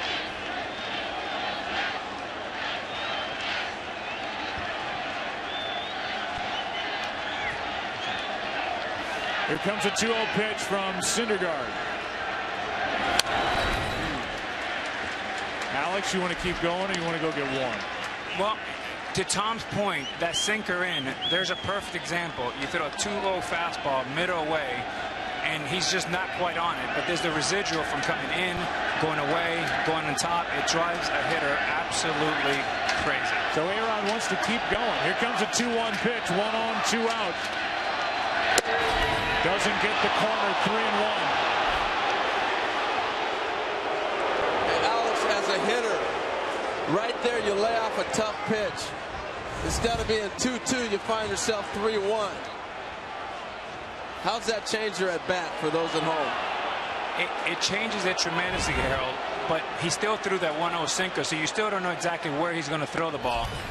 He walks him, and it's 2 on with 2 out. The tying runs are on with Alex Gordon coming up. The first time in a long time they got Syndergaard into the stretch. You saw the command lost a little bit. Dan Worthen tried to get his man back on point. Alex, thanks. Thank you, guys. All right, let me check back in with Alex later. And now with 2 on, 2 out, after the first walk handed out by Syndergaard tonight, the batter will be Alex Gordon. Dan Worthen out to talk. And everybody is in on the meeting. Fox NFL Sunday, that is coming up, and here are the games. It's a doubleheader. Actually a triple header if you add on top the Lions and the Chiefs from 9:30 Eastern from London. And then typical doubleheader action there. The game's early. The big one late. America's game of the week, the Seahawks and the Cowboys. Dallas has lost 4 straight. The Seahawks seem like they're putting it back together.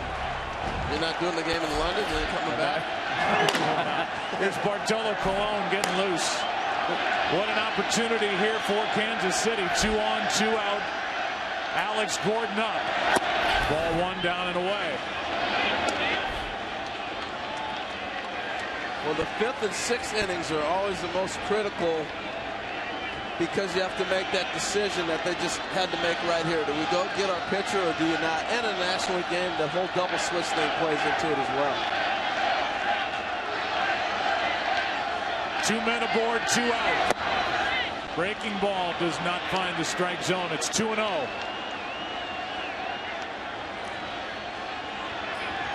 Third time around the lineup, and in this case, walking Perez, that's hard to do. A very aggressive hitter. Indication of concern, Terry Collins.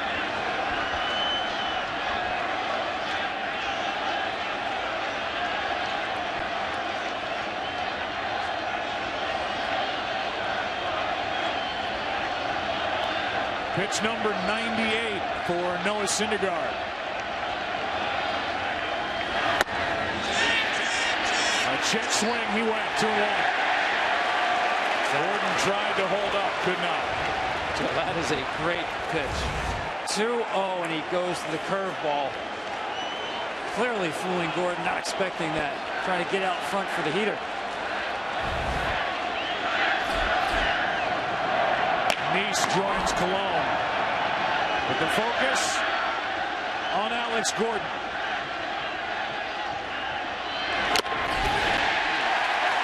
Two and two.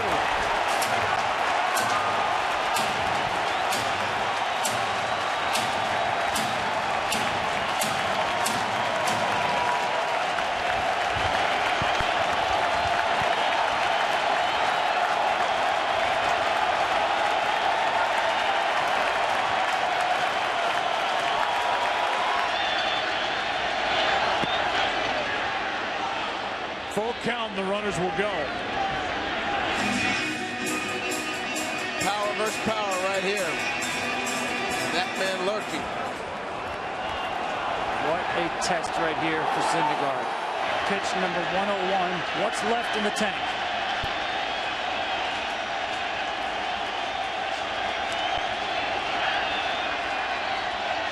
Three-two pitch. That's down the left field line into the corner. It is foul. Well, you see the effect of the wind right there. That ball took off. That ball started to be fair, and I thought it was going to be an easy out for Conforto, and it just continued to run to the corner.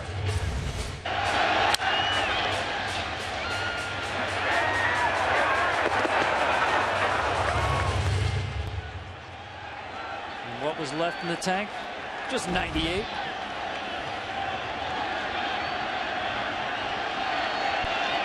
Same wind is 14 miles an hour tonight with gusts up to 25 miles per hour.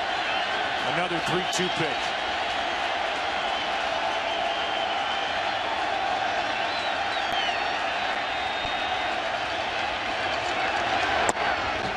Bases loaded.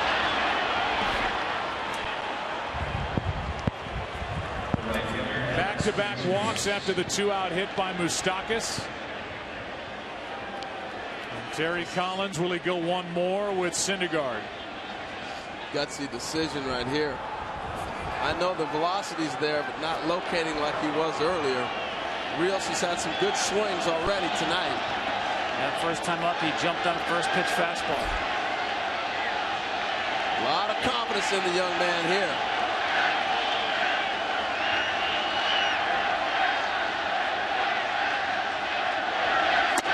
Strike one. And no first pitch fastball this time. Terry Collins telling us Syndergaard over 100 pitches, better than anything I've got in the bullpen for this spot.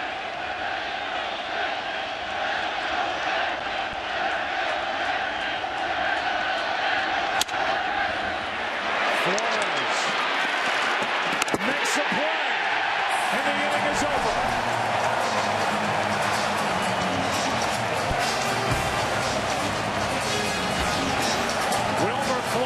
Just got it to first in time and into the bottom of the 6th inning in game number 3. Syndergaard and the Mets lead by 2.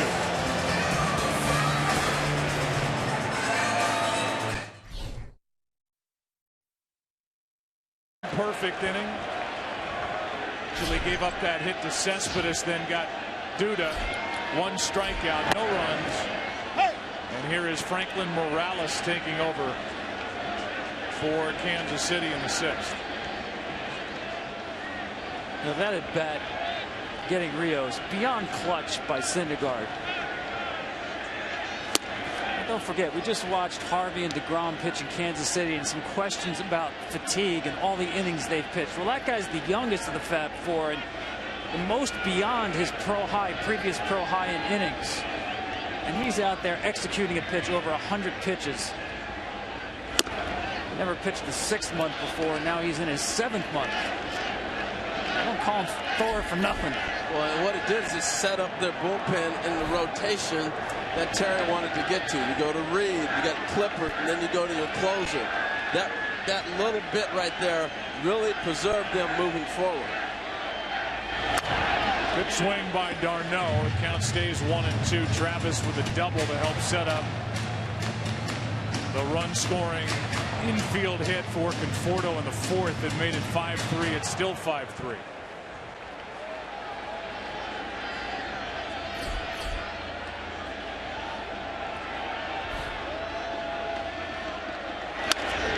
Lagares on deck. Conforto the scheduled hitter, but they'll go to Lagares because he'll take over defensively anyway with the lead in the 7th.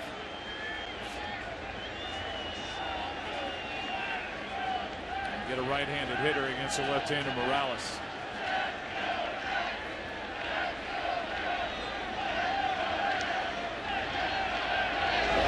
Two and 2. We've seen some effective pitching tonight. We didn't see in Kansas City. Pitchers making hitters move. You don't have to knock them down at the head, but move their feet. Get them from being so comfortable. Get them off your pitches from both sides. Here's a 2-2. Escobar, ball comes up for him. 1 out. Batter will be Lagares. Tonight's telecast is sponsored by T-Mobile. Ditch your carrier and switch to the Uncarrier. By Taco Bell, steal a base, steal a breakfast, live Moss. And by Chevrolet, find new roads. On this windy night, aerial coverage brought to you by DirecTV, now part of the AT&T family. Call 1-800-DirecTV. Ned Yost is always concerned at the start of a 3-game stretch. 3 straight games. He's not going to wear out guys in his bullpen. Here's Lagares with a base hit in the left. On with 1 out in the 6th inning. So it's gone Duffy, Hochevar, now Morales, 1 on, 1 out. Tell you watch guys grow and develop within a season, and particularly in a series with Lagares. Now, 1 at bat off Herrera in Kansas City has changed his whole fortune. No surprise he's being aggressive, getting a base hit, but the bat speed seems to be back. It's just it looks like a different player all of a sudden out of nowhere. Batter now is Flores with Ronnie Uribe on deck. Juan was not available or active in the NLCS. He hasn't had an at-bat in over a month. But right now it's the number 8 hitter Flores who's 0 for 2.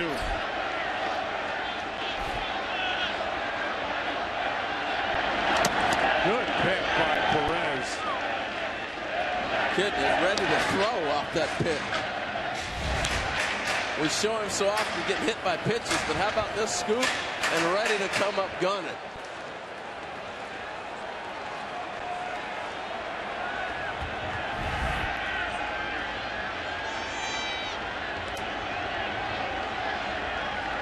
All right, add another one this year to that total.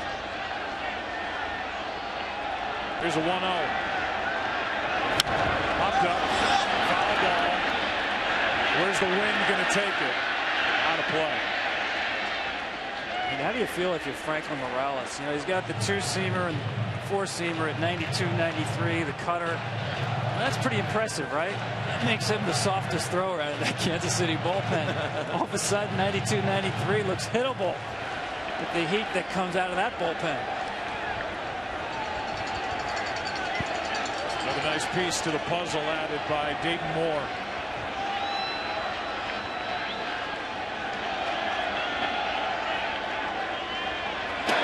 There was so much talk about how evenly matched these clubs were, and I think part of it has to do with the bench. When you can bring Juan Uribe off your bench and you still have the depth that you have, the Mets have on their bench, I think that equals it out in a National League game, more so than an American League game.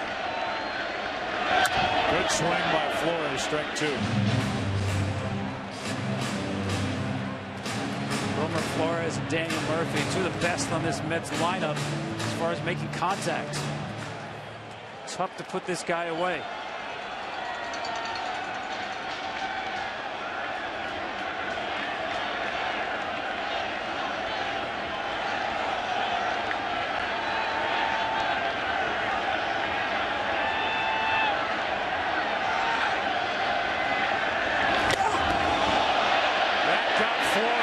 Put him at first base. Hit by pitch.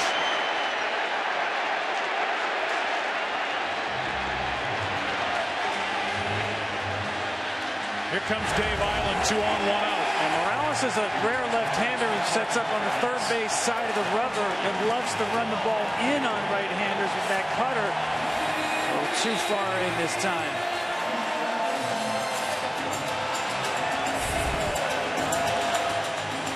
So they meet on the mound as Juan Uribe is coming back from a chest contusion, digs his way into the batter's box, picked up from Atlanta. They come to New York. You see celebs. There's John Leguizamo or Kevin James. Dennis Miller is here. Showed you Chris Rock and Jerry Seinfeld earlier.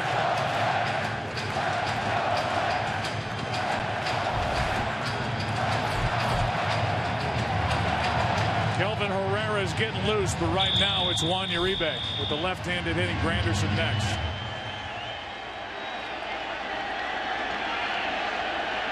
Boy, Uribe came over here. He was on fire. Hasn't played in a while, but he really lifted the Mets in those moves they were making. Johnson, Uribe just strengthened the bench.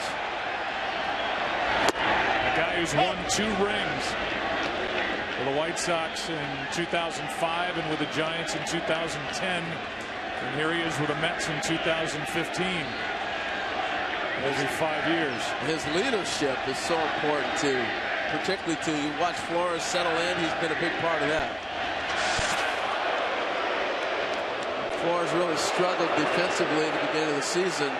Uribe came over. He's been a shortstop who's won a world championship. Got him to settle down, take one play at a time, and be able to speak with him about that. Another big reason they wanted him on this roster. He hits velocity very well. They were thinking more about Herrera, Davis late in the game. Now he gets a chance against Morales mid-game. You see Morales trying to get that ground ball out of him. We saw earlier the cutters in. He's trying to get a ground ball to a little bit of a sink now.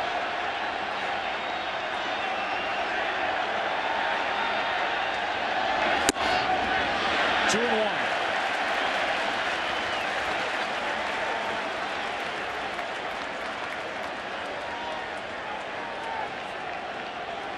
The longer this at-bat goes on, I think the more it favors Uribe, the more he can see in time. Went around, strike 2.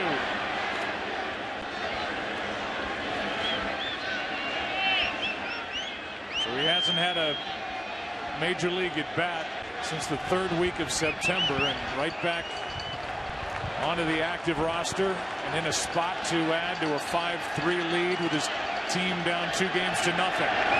That's into right, a base hit. They will bring the runner. Throw by Rios.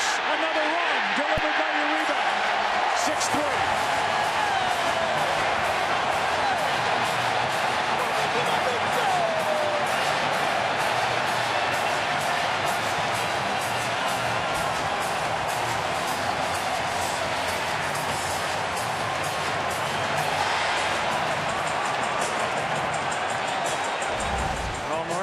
Trying to get him outside, and that's just a hanging curveball. A lot of time to wait on this pitch. You see he kept his hands back. Just a professional hitter on the 5th pitch with a huge base hit. Yeah, it's almost a gimme, a gift for a guy who hasn't had that bat in a long time. Thank you for throwing me something 70 miles an hour I can see. Here's Granderson now, 1st and 3rd, 1 out. Mets lead by 3.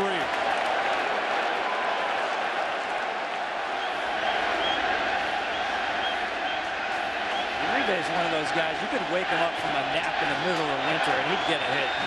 That swing plays. 2-0.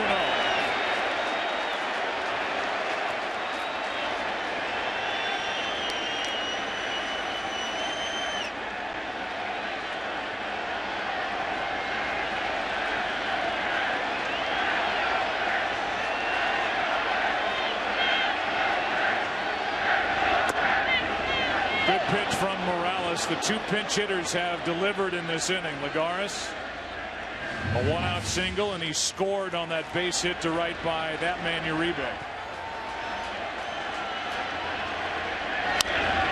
2-2 on Granderson. Yeah, Flores is running down the line like he's coming home. I don't like that with a left-handed hitter, and I really think that took the sight of Granderson off a pitch. He's sitting in a 2-1 count. And just out of the corner of your eye, you catch that runner running down. It's enough to take you off that pitch. Here he comes sprinting down the line on Granderson. Right there, that freezes you as a hitter. I especially don't like it. A left-handed pitcher. His back is to the runner. That's back to Morales. He is locked up and throws it to Zobrist off the bag, and the base Bases are loaded, 1 out. He had no idea where to go with it. Well, that's one of those you try to tell yourself before the ball's hit what you're going to do. He thought about 2, then I think he realized, hold it, Granderson's running.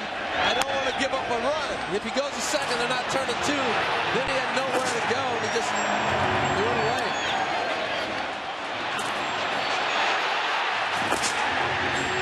That's a frame cramp. Man, this is a double play ball if he turns right away. And now the bases are loaded with only 1 out. And that's going to be a double switch for Kansas City. The number 9 spot to lead off in the 7th inning. How big will the lead be for New York? Orlando will enter. Rios is out. Here comes Herrera to pitch for the Royals as the Mets enjoy a 6-3 Game 3 lead. It's going to carry, and that's what happened with David Wright, able to turn that fastball around. Bases loaded for David Wright.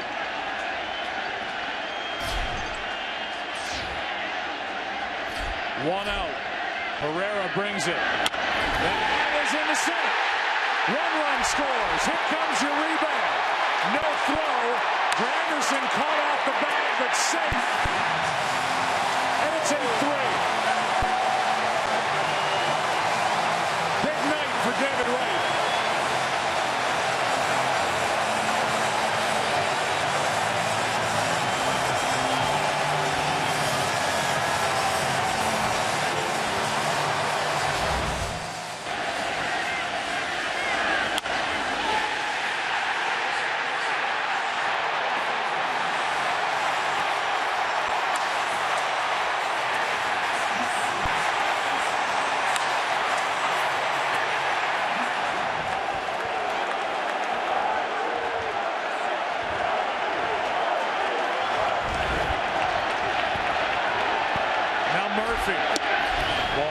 This is what I like about a postseason series. Remember Herrera back in Kansas City? They got a good look at it.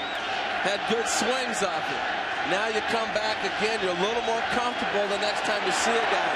That's what's great about a series, how guys react in and out. And the adjustments, Harold, I mean, they came in Kansas City thinking we can beat David Wright with velocity. They did early. But tonight you've seen the adjustments with David Wright jumping on high velocity fastballs, upper 90s early in counts.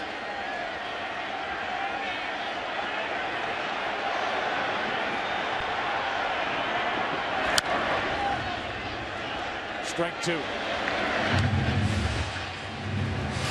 They've gotten Herrera off the fastball. That is his strength. High 90s, maybe 100. We're seeing changeups and sliders that we saw in Kansas City and here now because they've hit that fastball.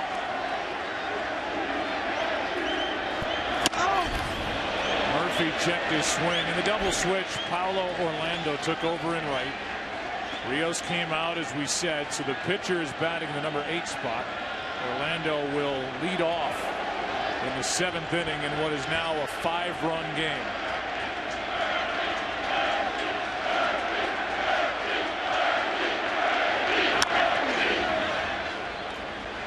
Another curveball. David Wright is the first Met to have a 4 RBI game since Rusty Staub drove in 5 in Game 4 in 1973 against Oakland. With his high socks, pulled all the pants, pulled all the way up to the knee. Here's a 2-2. Full count. It's just so impressive watching Daniel Murphy work. Never off balance.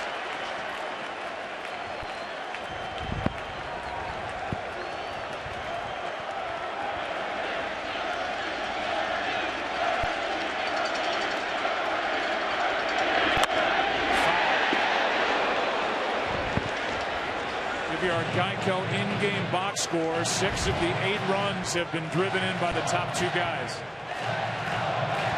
The guy at the plate now, Daniel Murphy, hitless tonight. Wilmer Flores was hit by a pitch in this 3-run sixth.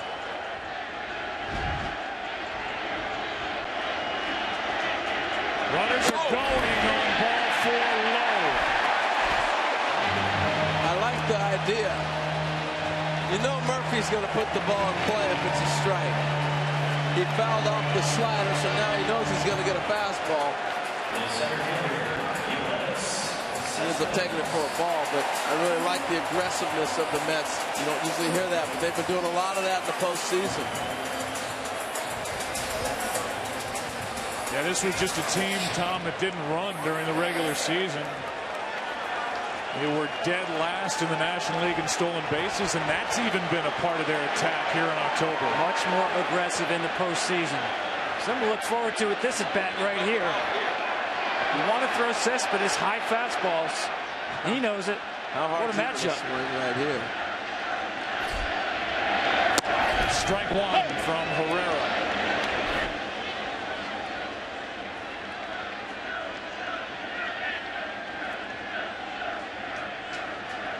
The more looks you get at that bullpen, advantage hitter. That was the 2-seamer. See if now it's the 4-seamer up. Good block by Perez, ball 1.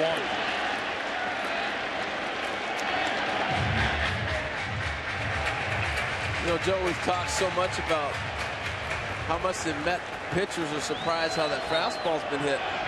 In 2 seasons now, watching Herrera pitch full seasons into the postseason, I've never seen guys on his fastball like we've watched right now. He's got to be a little shell-shocked himself. Fly ball in the left. He didn't get all of it. There is Gordon. Tagging is Granderson. Another run on the board. It's 9-3. Set fly Cespedes.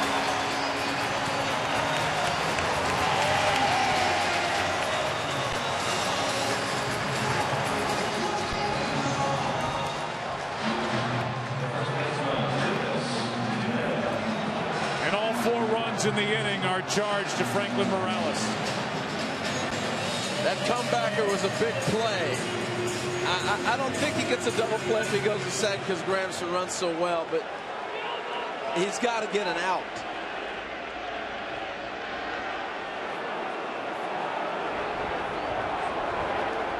Initially, they said it was a fielder's choice E1 on that ball hit by Granderson you're talking about. Now the scorer took the error away from Morales. Just a fielder's choice. All the runs are earned in the inning as Duda takes ball 1 outside. Yeah, I guess he didn't really throw the ball away.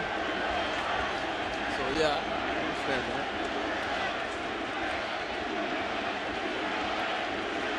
Ninth man to bat in the inning is Lucas Duda.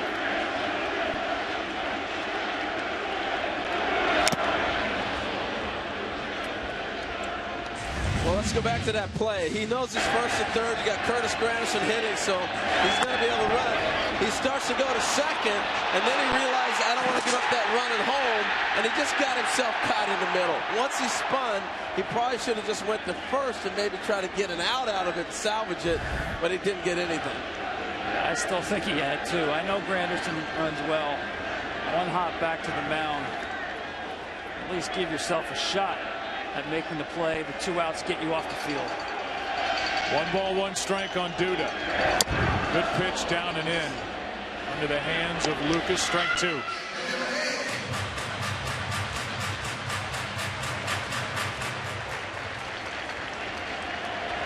The Mets with 2 in the first, 2 in the third, 1 in the fourth, 4 in the sixth.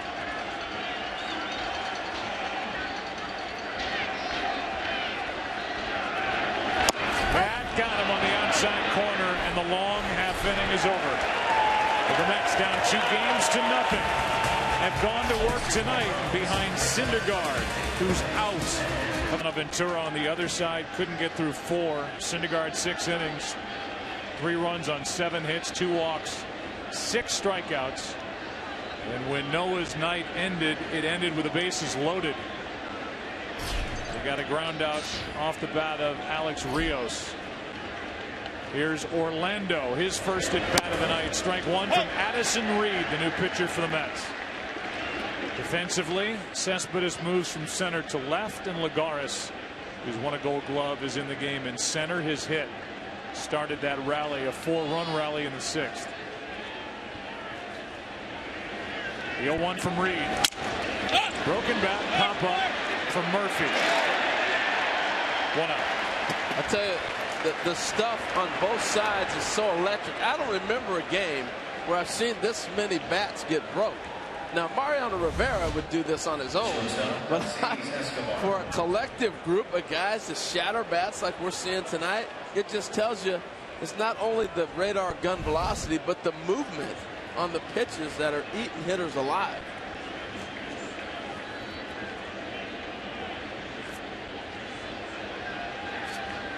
Here's Escobar. 1 for 3 tonight. Tight little slider from Addison Reed, strike one.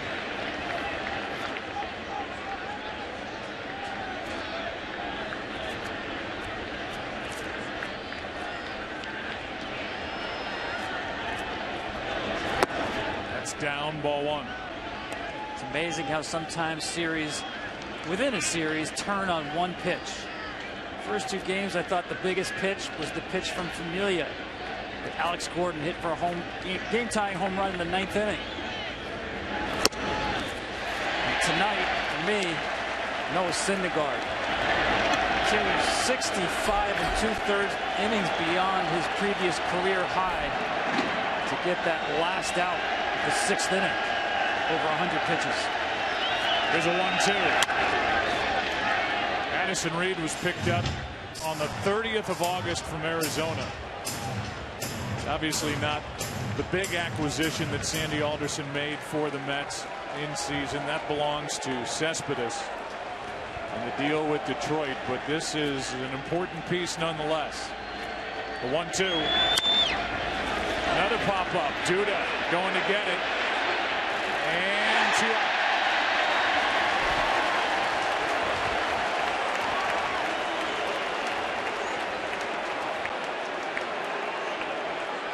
Visit the Edward Jones chatting cage on MLB.com to talk face-to-face with your favorite players.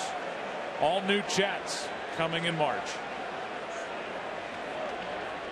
I think the chat I would have is how the game started, because the pitch to Escobar to knock him down on the first pitch of the game, I think that sent a huge message.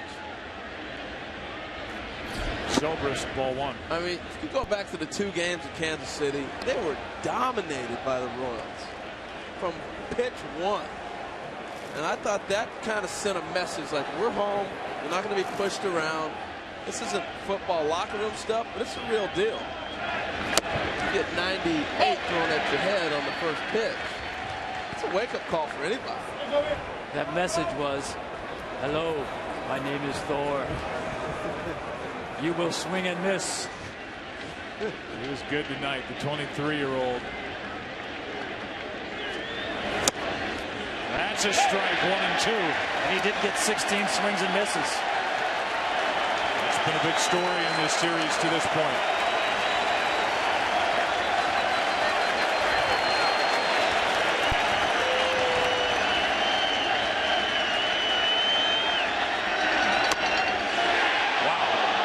Started to walk away, and Mike Winters calls him back to the rubber. About as close a pitch you can throw to not having to call a strike. Mercy. Good call, though. Darno set up off the plate. Now a 2-2. Right side. Duda. The flip. Time to stretch. A 1-2-3-7 for the Mets and Addison Reed. Radio City Music Hall in Midtown. We're in Queens where the Mets lead by 6.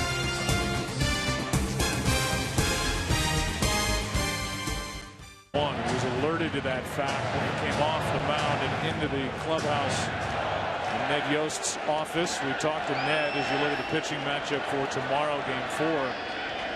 Ned said he was told that Edinson Volquez will be back with the team tomorrow. Darno is on to start the 7th. He's 2 for 4. Ken Rosendahl, we have more on Volquez. I do, Joe. Pitching coach Dave Island also spoke with Volquez. Didn't talk about pitching at all. Didn't ask if he was throwing down in the Dominican Republic. But Volquez assured him that he would be back tomorrow and ready to start Game 5. If there is a Game 5, it's a rematch of Game 1 with Volquez against Harvey. We showed you the 2 pitchers for tomorrow. That's a fascinating matchup to me, with Chris Young, who was so good in Game 1, former Met, against Steven Matz, the young left-hander who was 4-0 in 6 starts. Here is Lagares taking ball 1. Matz will be making only his 9th major league start when he gets the ball tomorrow night in the World Series. And Joe, that's why I thought the job Syndergaard did to make the adjustment and to give 6 innings was huge, because they do want a full rested bullpen with Matt starting the game. Remember, John Neese was up in the bullpen in the 2nd inning of this game. That's how wobbly it was for Syndergaard early. So for him to get out there and get 18 outs, the way the game started, Matt's tomorrow, 3 days, 3 games in 3 days, huge. A strike to Lagares, who's really getting good swings. He's 1 for 1 tonight. Ryan Madson takes over. His numbers this postseason, the home run ball has been his nemesis.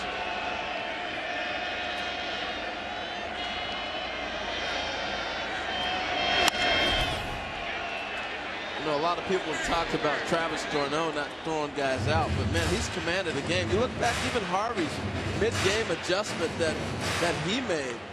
I got to give d'Arnaud some credit. Just watching him give signs next time he's behind the plate, looking at the hitter, how's he standing up, what's he maybe thinking about. Those are the little adjustments a catcher can make as well. Here's a 1-2. High fly ball to left. Will send Gordon back on the track to route number 1. 1 on, 1 out. Tonight's telecast sponsored by Verizon. Better matters. By Geico. 15 minutes could save you 15% or more on car insurance. And by Indeed. How the world works.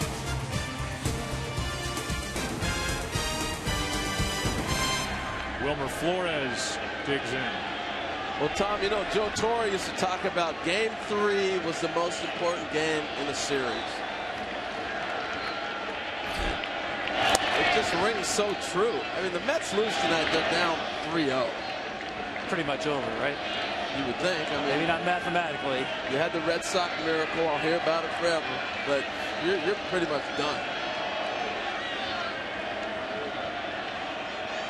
1-0 pitch to Flores. Don't forget, too, you know, they've nicked up Kelvin Herrera. I mean, he's faced 12 batters in this series. The Mets have reached base 6 of those plate appearances. Yeah, that's what I'm saying. He's not the lockdown guy right now that he typically is. No, not at all. And they are hammering his fastball. And he's got to be shaking his head, because he's a guy that sits there and dominates with his heater all summer long. 2-0 pitch. Flores left side. Moustakas has to wait. They get 1. That's it. 2 out. Couple things have happened in this game tonight. Welcome inside our broadcast booth. I'm Joe. That's Harold. That's Tom. And while you talk about Syndergaard persevering through that tough 2nd inning, David Wright in that number 2 spot in the lineup, the captain for the Mets. He's had a nice night, a 4 RBI night. Yeah, you know, it's the approach. He made a great adjustment. The first game they pounded him in. He looked like he hadn't seen a fastball in 6 months, which he probably hadn't. And he just has been able to make an adjustment and hammer that fastball tonight, paying off early. I think it means a lot, too, when your star players perform like stars. And as much as he means to this franchise, a little more meaning behind that home run. Here's Neuenhuis pinch hitting for Addison Reed, who had a quick and easy 7th. You know, this game flipped real quick to the advantage of the bench being with the Mets. That experience playing a National League game all season long. But you haven't even used Johnson yet. Uribe came in. Lagares is still in, playing good ball. Just that coming off the bench and being put in situations that you're not used to is tough. You look at Mondesi. That's who they had to bring off the bench in Kansas City. First major league at bat. Here's a 1-1. Ball 2. We'll see a lot of that in the next couple games in the National League Park. Uribe was a part of that outburst in the 6th. An RBI base hit to right, a run scored. Probably the most important at bat in that inning. And a guy that wasn't active in the NLCS. And some people may have wondered why not Morales when Mondesi took that at bat. Well, Morales is a guy Ned Yost would save for a key at bat with runners on later in the game, not to lead off an inning. 3-1 pitch. Full count. Yeah, I didn't have a problem with the decision to use Mondesi right there. And if he gets on, he's going to do some things for you.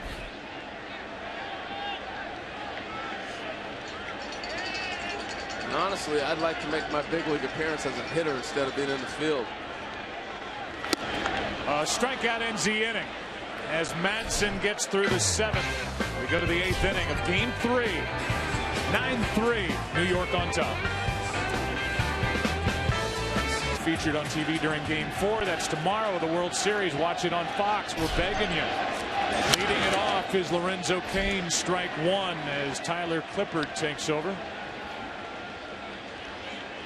So Syndergaard getting that double, getting out of that inning, set the bullpen up perfectly to get them through the game. 7, 8, 9, all coming in clean inning. No traffic on the bases to clean up. It's the way you want to script it. One-time Yankee farmhand bounces it in there, and the count 1 ball, 1 strike. He really made his name with the Washington Nationals. But if you're Terry Collins with 2 more games to go, at least if the Mets win here tonight, he didn't have to use his main left-hander in the bullpen, Jonathan Neese. Such a big part against the left-handed thump that the Royals throw at you. Ball 2, 2-1. Yeah, that's big. And the other question I have is, the last time we saw Familia, he gave up a home run to tie the game. So do you get him in a little work tonight, even with a 6-run lead, to get him comfortable and get him away from that last thought that he had last time he was on the mound? Cain was swinging from his heels, but he pops it up. Flores, 1 out.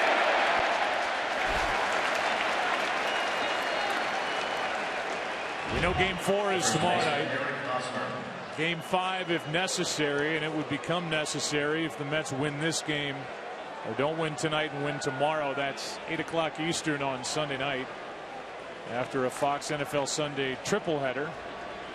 And it would be a travel day if there's a Game 6, and 6 and 7 would be, again, if necessary, Tuesday and Wednesday in KC. Here's Hosmer. In the air to center, didn't get it all. Lagares.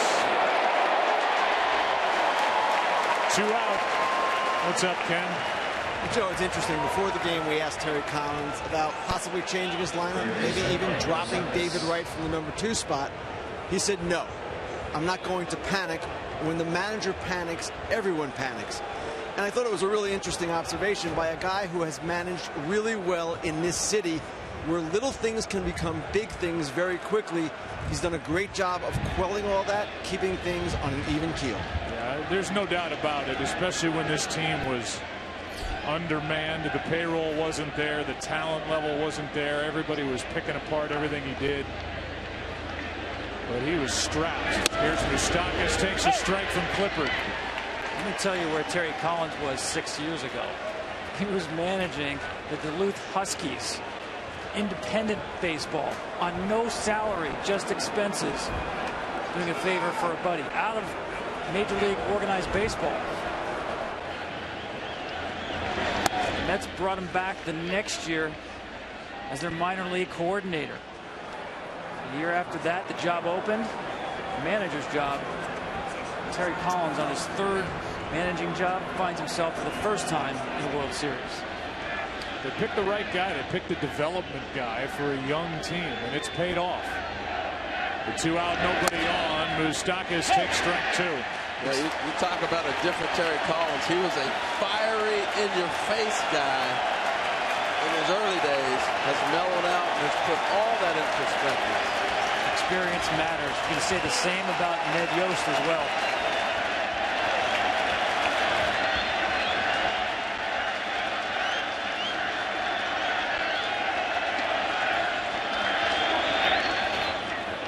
Terry Collins first got a shot to manage in the big leagues, 94 to 96 in Houston. Then went to the Angels, 97 to 99. His good friend Jim Leland is here. He was a part of Jim Leland's staff, and it's why if he ever took the jacket off, you'd see he's wearing number 10 in Jim Leland's honor. There's a 2-2. When you wait as long as Terry has, and you've had all the experiences he has, you don't forget where you came from. And your players sense that as well. You talk about not panicking by changing the lineup. Don't panic by changing who you are either.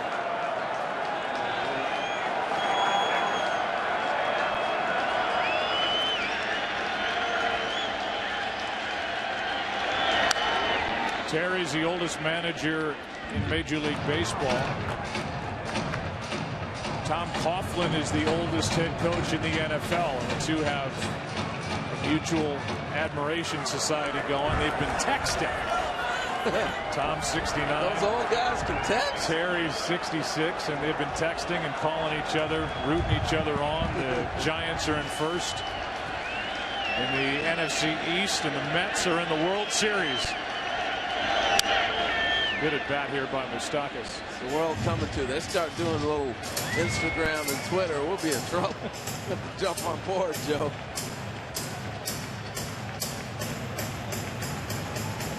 He's like Tom, you know, he's maybe the oldest doing it in Major League Baseball, but he is full of energy and just a joy to be around. These players love playing for him. 2-2 pitch. Broken bat, pop up, and it's Clippard. Pitchers can catch pop-ups. Tweet it. It's true. Bottom of the 8th inning rolls in game 3. Mets coming up. Leading by 6. This game absolutely beloved the New Yorker. And he must have had one of the coolest moments of his Rock and Roll Hall of Fame life just a moment ago. First pitch is up and away to Curtis Granderson as they played Piano Man here at Citi Field. To be the guy that thought of those lyrics and recorded that song is in the Rock and Roll Hall of Fame, and hear an entire stadium here cheering on the Mets, seemingly know every word and sing along. It was cool. Really was. 1-1 pitch to Granderson. Ball 2. Tell you what, this is a beautiful ballpark too, man. Talk about passionate fans. You come across Met fans, they're like diehards. They've been waiting so long for things to happen. That is knocked down somehow, and the out at first as Medlin takes care of Granderson, able to defend himself. Third baseman, Cold night.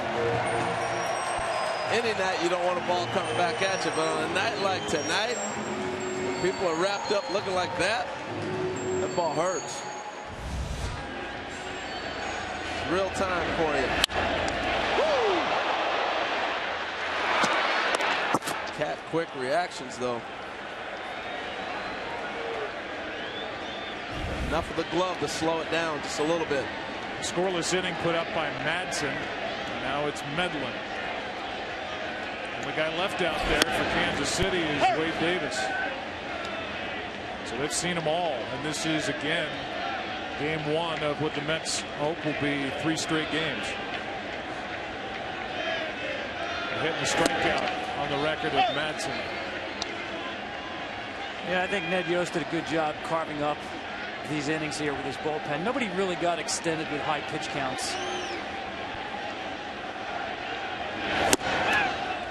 2 out. Here's that moment for Billy Joel in Citi Field.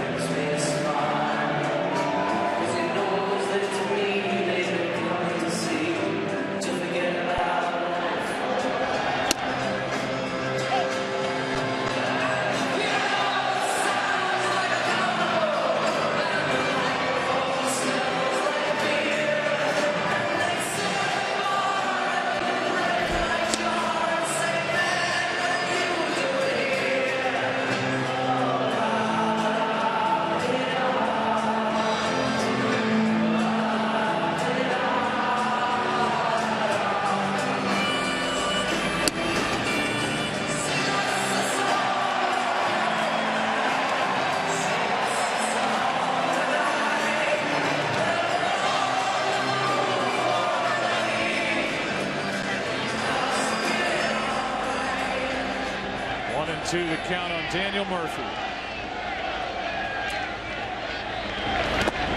Well, good luck getting a ticket to a Billy Joel concert anyway. So you're better off coming to the Met game tonight, because that man sells out stadiums like nobody's business. He is an American treasure, Billy Joel, and a New Yorker through and through. And the line that resonates, the manager gives me a smile. Think about Terry Collins and a young starting pitcher, Noah Syndergaard. Not yet. You get the smile after the game. Well, this has been total domination for the Mets. It started off tough, but once they got that lead, man, they poured it on. They played a beautiful game. In years past in this business, the lyric that would resonate would be, "The microphone smells like a beer." This industry's changed. There's a 3-2 pitch. 2 out, nobody on. Foul. Straight back. Isn't that the truth?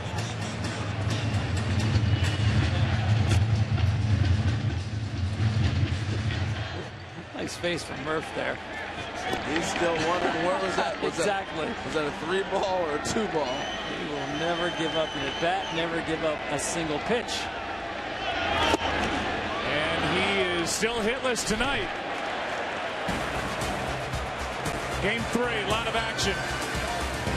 On the field, in the seats, on the PA system, 9-3 after January on Fox. And typically when Jeurys Familia comes into the game, it's farewell opposition. He is in there to get an inning under his belt, as you said, Harold, to get the taste out of his mouth of the blown save in game 1.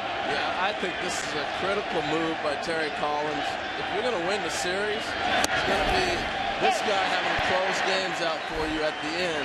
He's got to have his confidence high. I think it's a very important move right now to give him some good thoughts as he leaves this ballpark tonight. Salvador Perez first up, then Gordon in the pitcher spot. 9-3 game. And just in case anything starts to brew and they don't have to wear out Familia, there is more action for the Mets out in their pen. As the right-hander Robles gets loose. They want to get him work, but they don't want to wear him out. 1-1. Honestly, I wouldn't have a problem if he just threw this hitter and said, that's it. Here's tomorrow night's starter, Chris Young, taking on the kid. 36-year-old Chris Young, 24-year-old Steven Matz. A 1-2. Up the middle. Flores, what a play, 1 out. How about that range by the young shortstop? We're watching a guy come of age right in front of our eyes. He's made some nice plays this series. And Tom, I remember you saying he wasn't known for the range.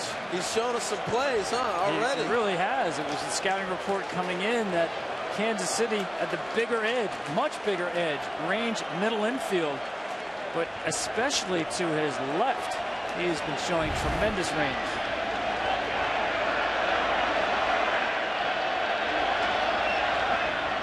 Here's Alex Gordon, 1 out, nobody on.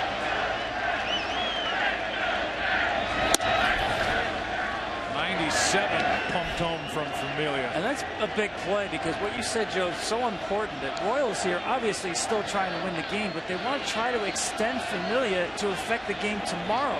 Get him over 20, 25 pitches. Here's pitch number 6. Strike 1. Plus, the more you move the line, the more guys see him. The guy in the on-deck circle is the one guy I really wouldn't want him to face tonight. That's why you could make the case that you could pull him after this batter up by 6. Gordon, strike 2. Because don't you know, it's going to come down to those two in a confrontation in a National League ballpark. They're going to Morales against Familia late in the game.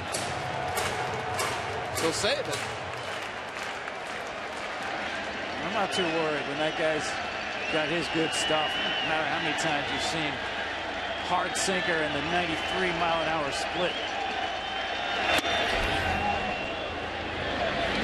2-2. As we said in game 1, Henry Mejia was supposed to be the closer, suspended twice for PED use. Familia took over. Was brilliant. He gets Gordon swinging, 2 down. The ball gets on you in a hurry. You know, the radar gun reading can be one thing, but a guy's delivery and his motion tells a hitter a lot. He hides the ball and then it just pops on you. And how about the movement?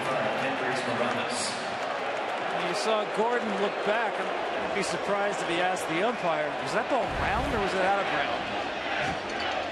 That ball moved a lot. Here's Morales pinch hitting. Scoreless, strong frame put up by Chris Medlin. 2 strikeouts.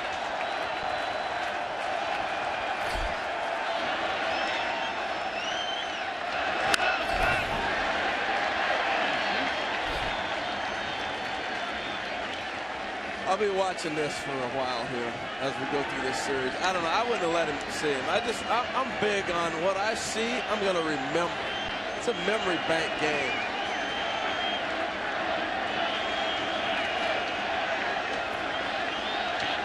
Morales can handle a fastball. David Wright fitting that he would make the last put out. And the Mets are on the board of the series as they win game 3, 9-3 behind Syndergaard. A 4 RBI night for David Wright.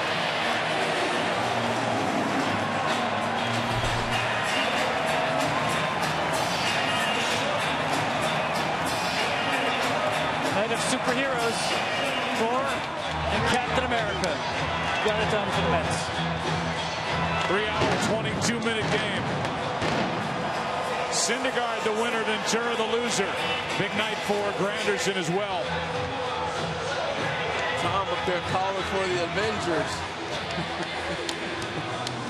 3-7-0 Kansas City, 9-12-0 for the Mets. Kansas City up 2-1.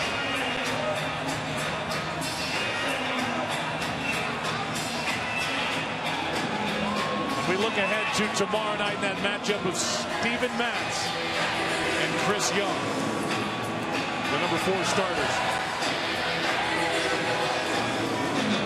Well, when you think about it, you're going to switch some guys over to the other side of the plate. Zobrist will be hitting